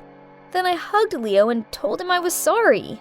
It's true that pretending to be someone else is exhausting, and I must admit I was wrong to use Kayla's name to sabotage her relationships. Tomorrow, I'll find her and apologize, even though I don't want to, but I have to find a way to end this peacefully. Then, I can focus on just being me for a while, without any of the drama. She's so pretty, just like a real-life Barbie. I wish my hair was as shiny and blonde as hers. This is what people think of me. But all I ever wanted was just to be a normal teenage girl, like everyone else. You see, ever since I was little, I stood out with my platinum blonde hair and turquoise eyes. People have always said I look like a Barbie. Hey, some of them even call me Barbie. My mom's always been super proud of my looks. She used to put me in princess dresses and sign me up for kids' talent shows, which I more often than not won. This led to media attention, and soon I was invited to model for some big brands. Back then, I was super excited about this. I loved all the praise and pampering, but unexpectedly, it was that early fame that made me gradually lose my freedom. Nora, go get dressed, quickly. I'm not showing up late for Anna's party. Yes, Mom, I replied as I reluctantly grabbed the clothes my mom had laid out on my bed. Nora, your natural hair is so beautiful. Before I even had a chance to reply, Mom was in there bragging about my natural blonde hair. Natural? Yeah, right. So it has nothing to do with the fact Mom makes me bleach it once a month? She made a huge deal a few months ago when she noticed my hair beginning to slightly darken. Then Mom dragged me from person to person, boasting to them about my achievements. Ugh! This was so tedious. So when she was absorbed in convo with some guy, I sneaked over to the food table and grabbed a slice of cake. I was about to put it in my mouth when suddenly, from behind, my mother's stern voice resounded. Nora! Put that down this instant! Huh? It's just a small piece of cake. I was hardly going to balloon up after eating it. Then, without giving me time to argue, she snatched it out of my hand and said, Eat that, and you'll have to skip dinner and do cardio for 1 hour to burn all those calories off. Do you still want it? Geez, there's no point arguing with Mom. So I grabbed my drink and went to the corner of the room. I was fiddling with my glass and feeling totally fed up when suddenly a guy came up to me and almost caused me to spill my drink. Oh my God, it's Philip, the hottest teen model in the scene right now. Sorry, are you Nora? I've heard a lot about you, but why are you standing here all alone? It's because I'm not really into parties like this. So we're the same. Then we started chatting, and before Philip left, he asked for my number.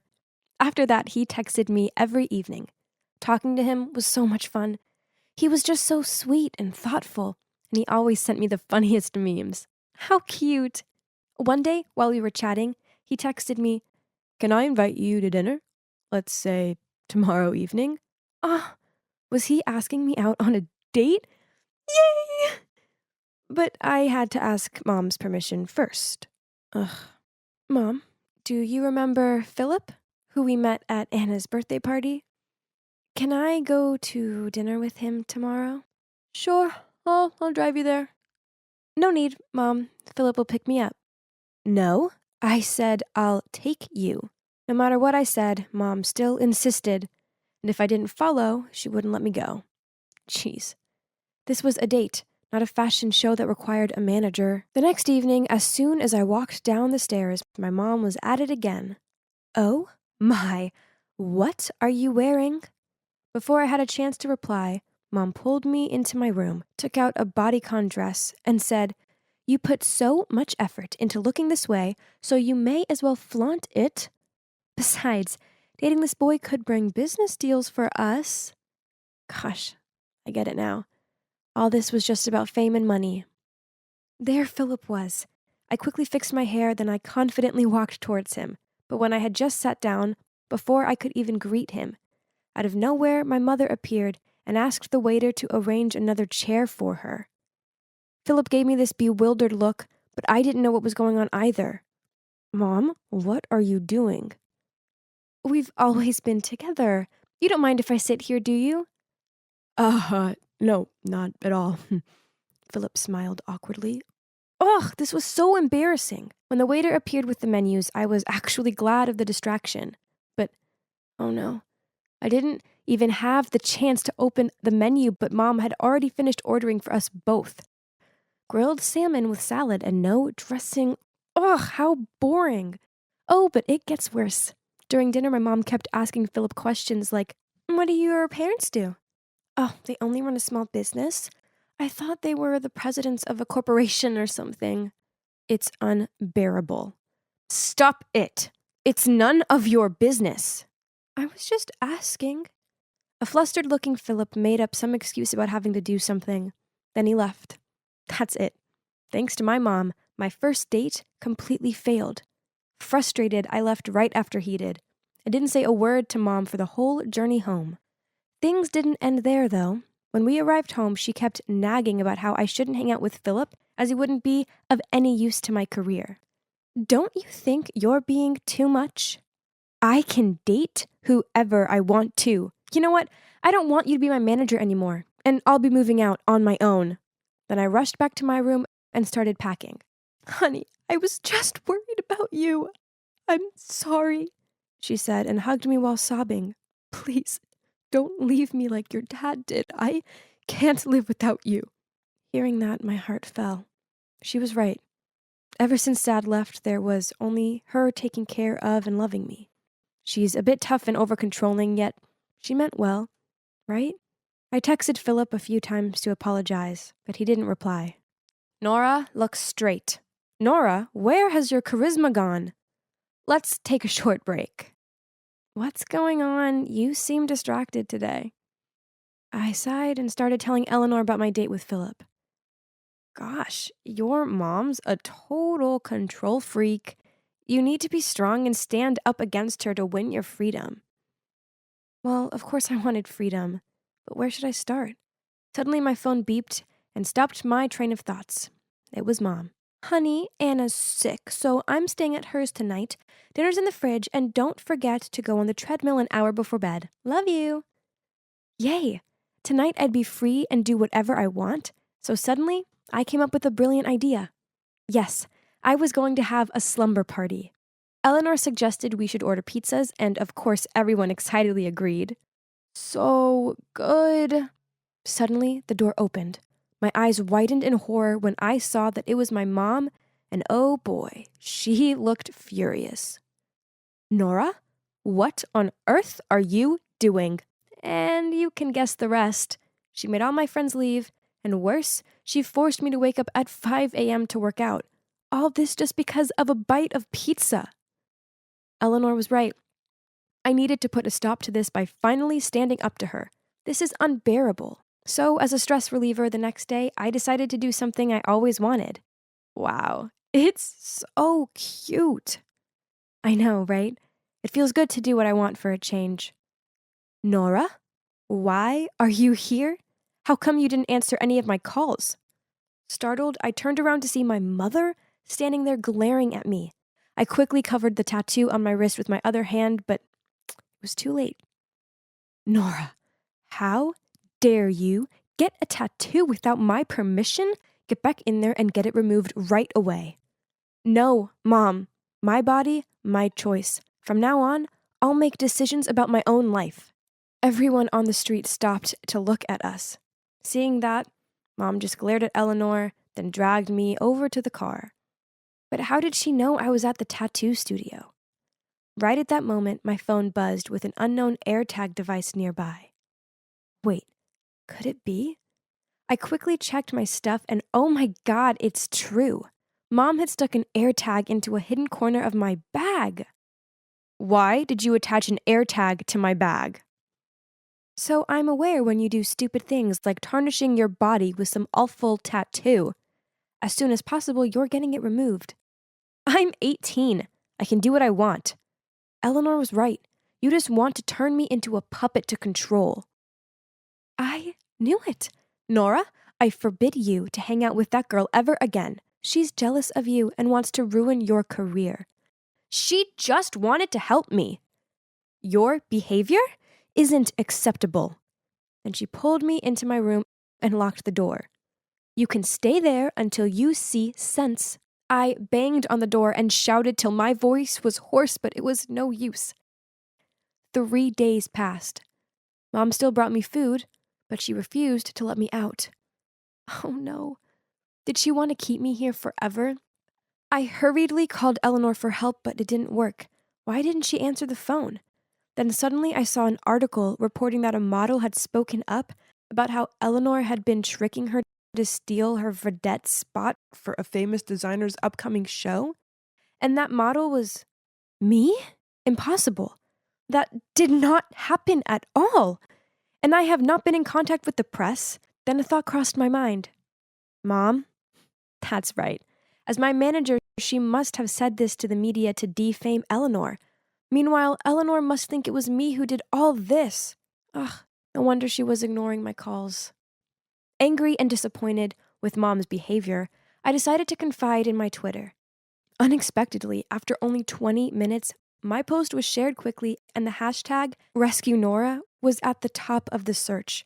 But then my mom angrily came in and confiscated my phone.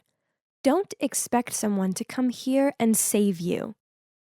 The next morning, I was awoken by loud noises from outside. Huh? What was going on? I went to the window and saw a crowd of people holding signs saying "Free Nora" and "Let Barbie out." But wait a minute. I spotted some familiar faces. Eleanor and Philip. They were holding a big sign saying, "We want to see Nora." Finally, under the pressure of the crowd, Mom was forced to release me. Honestly, I was grateful to the people who supported me, especially Eleanor and Philip.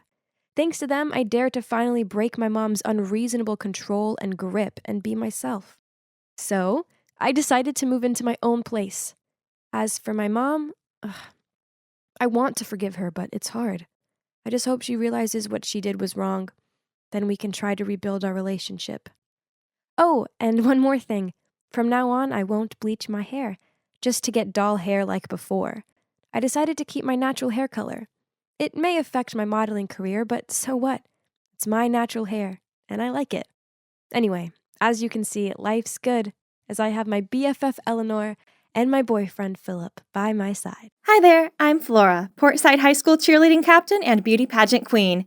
My natural beauty and charisma mean that everyone's drawn to me, but hey, I don't make it easy for them.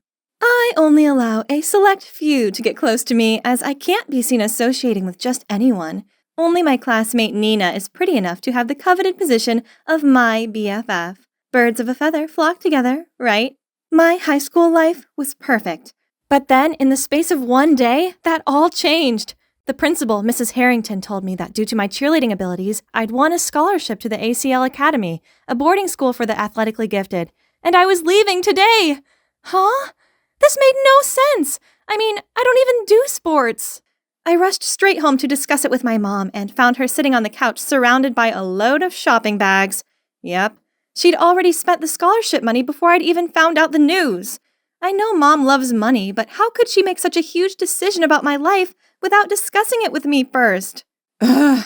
Looks like I had no choice but to leave Portside High behind and go to this stupid sports school. Whatever. I'm a skilled cheerleader after all. It'd be a breeze, right? Wrong. This new school sucked.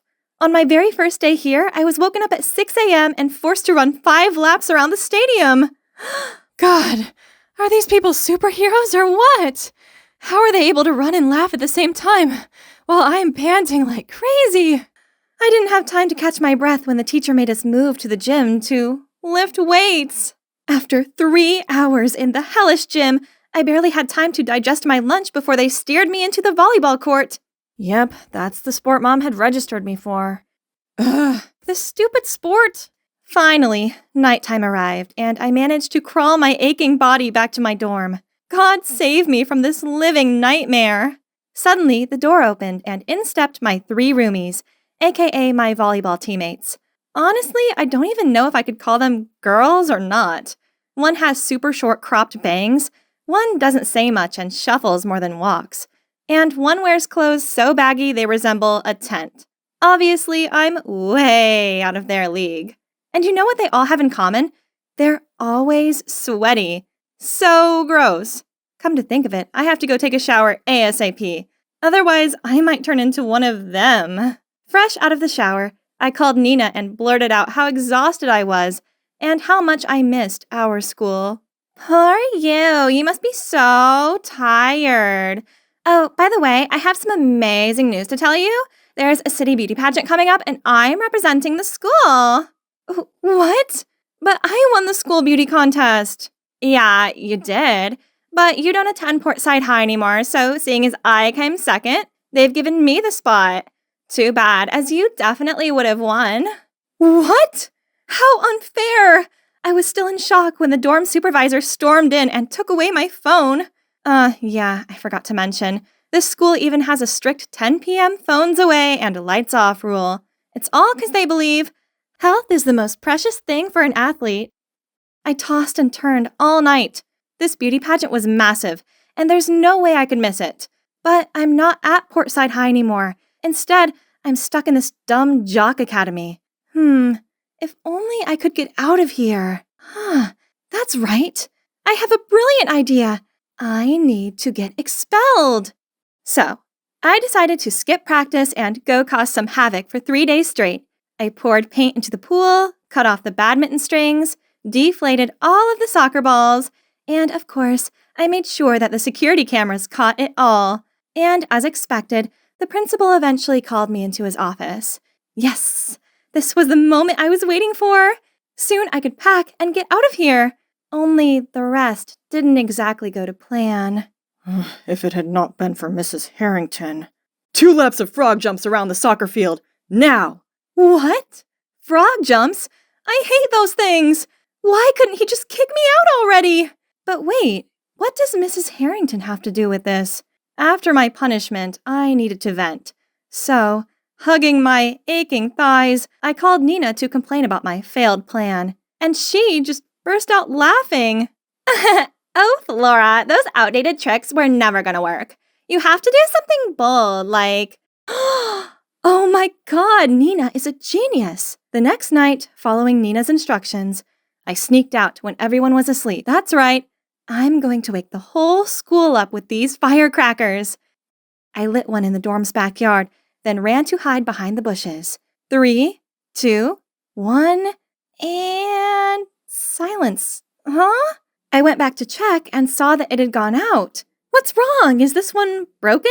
I tried again and again, but the same thing happened each time.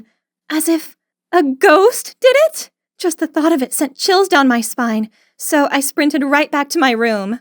Okay, so not only had my plan been a massive fail, but it had left me super tired.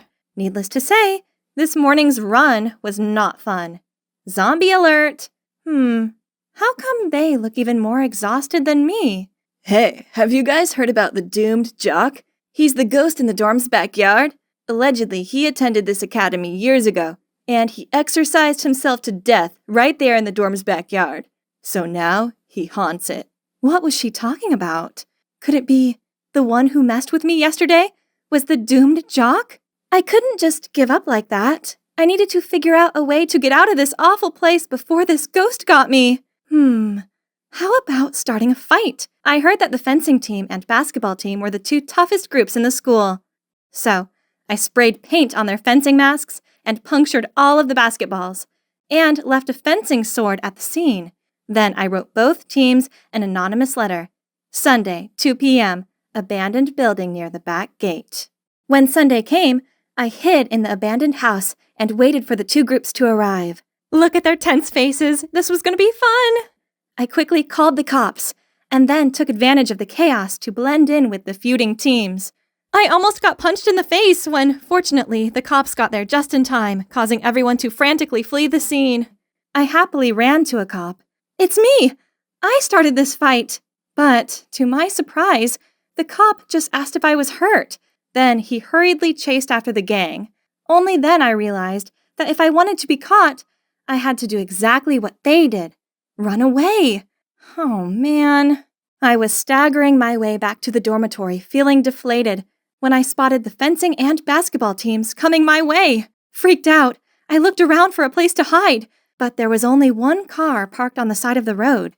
With no other way, I ventured to open the car door and, oh, it wasn't locked. I quickly jumped in, hid under the back seat, and lay completely still. At that moment, the car door swung open. I closed my eyes and braced myself to catch some hands when suddenly the car revved up and left. Looking up, I saw the principal sitting in the driver's seat, whistling happily.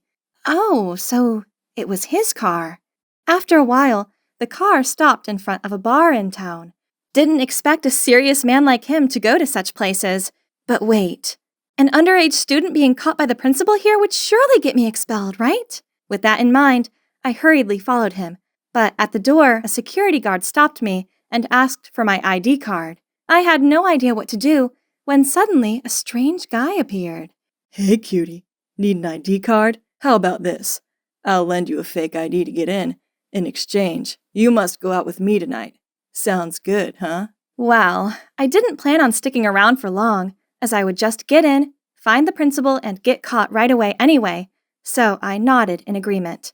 I was about to take the ID card from him when someone yanked me back and pushed me into a cab. My roommates! What are you doing here? Do you know you've just ruined my plan and— Ruined? Who's the one causing trouble here? Do you honestly believe that if you get expelled like that, your old school will take you back? Fat chance. Huh? How'd you know that I'm trying to get expelled? Turns out my roommates overheard the conversation between me and Nina.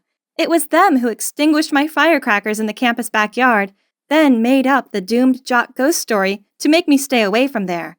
Then, when the basketball and fencing teams searched for me, it was them who lied that I was with them all day so I could get away with it. But what did you do that for? Don't get us wrong, we didn't do it for you. We did it to protect the school's reputation. Then they started telling me that, for the last few years, due to bad achievements, our school was on the chopping block to make space for industrial areas. The only way to convince the city council to keep our school was by winning the state's upcoming sports competition. We've all played sports for all of our lives. Sport is everything to us. If our school closes, we don't know where we'd go. That's why when we saw you being lazy and messing about, we couldn't just sit back and watch. Oh, I had no idea about this. Suddenly, I felt so guilty. I mean, of course I don't want to ruin their futures. I then also opened up to them and told them all about the beauty pageant. They insisted there must be a way to join the pageant without returning to my old school. So they searched around on Google, and guess what? Turns out the pageant accepts free candidates too, which means no school registration needed. What else could I wish for? I immediately signed up for it, and as a thank you to my new friends, I started making an effort at playing volleyball. I'm a tall girl, so my training position is a right side hitter. And you know what? There is this satisfaction whenever I was able to block a ball. Not gonna lie, this is much more interesting than I thought. That weekend, I went to the city to pick out some dresses for the beauty contest. I found myself immersed in racks of gorgeous gowns when a familiar voice startled me. How about this one, Mom? Stunning, sweetie. You're the most beautiful girl in this world. I don't know what possessed them to pick Flora over you. But no need to worry this time, as I have sent her far away. Yeah, that's where she belongs. I'll show them who's the true beauty queen now. What? No way! My old school principal is Nina's mom? And transferring me to the sports academy was part of her plan, just so her daughter could go to the pageant? I was fuming, so as soon as Mrs. Harrington went outside to take a call, I walked straight over to confront Nina. I can't believe you're like that. Nina looked shocked at first, but then smirked as she said, Like what? Like someone who's far prettier, more talented, and crown-worthy than you? Thanks, sporty girl. I shoved past her and stormed out of there. Wait for it, Nina. We'll soon see who the real winner is. The next few weeks were crazy busy with volleyball practice and the pageant preparations. I may have only been a reserve, but I still wanted to give it my all to motivate the team. The sports competition soon arrived, and after 2 days of competing, the fate of the school came down to the final match. Our volleyball game! Talk about intense. It sucked it was on the same day as the beauty pageant, as I would have loved to be able to cheer them on from the player bench. But then, disaster struck. The girl who plays right side hitter sprained her wrist and couldn't play. The whole team looked so worried, and that made my heart ache. There was only one thing for it. I'd replace her. If I was quick, I could still make it to the beauty pageant afterward. Come on, Flora. Stay focused. Just 1 point left, and we'd win. Suddenly, the ball came flying at me. This was it. I hit it with all my might and... Score! We won! I was busy celebrating our victory when everyone suddenly asked me about the beauty pageant. Oh my God! I almost forgot! The match went on longer than I thought it would. My friends dragged me into the taxi, but when we got there, the show was already coming to an end. And worst of all, guess who was standing there wearing the winner's crown and looking all smug?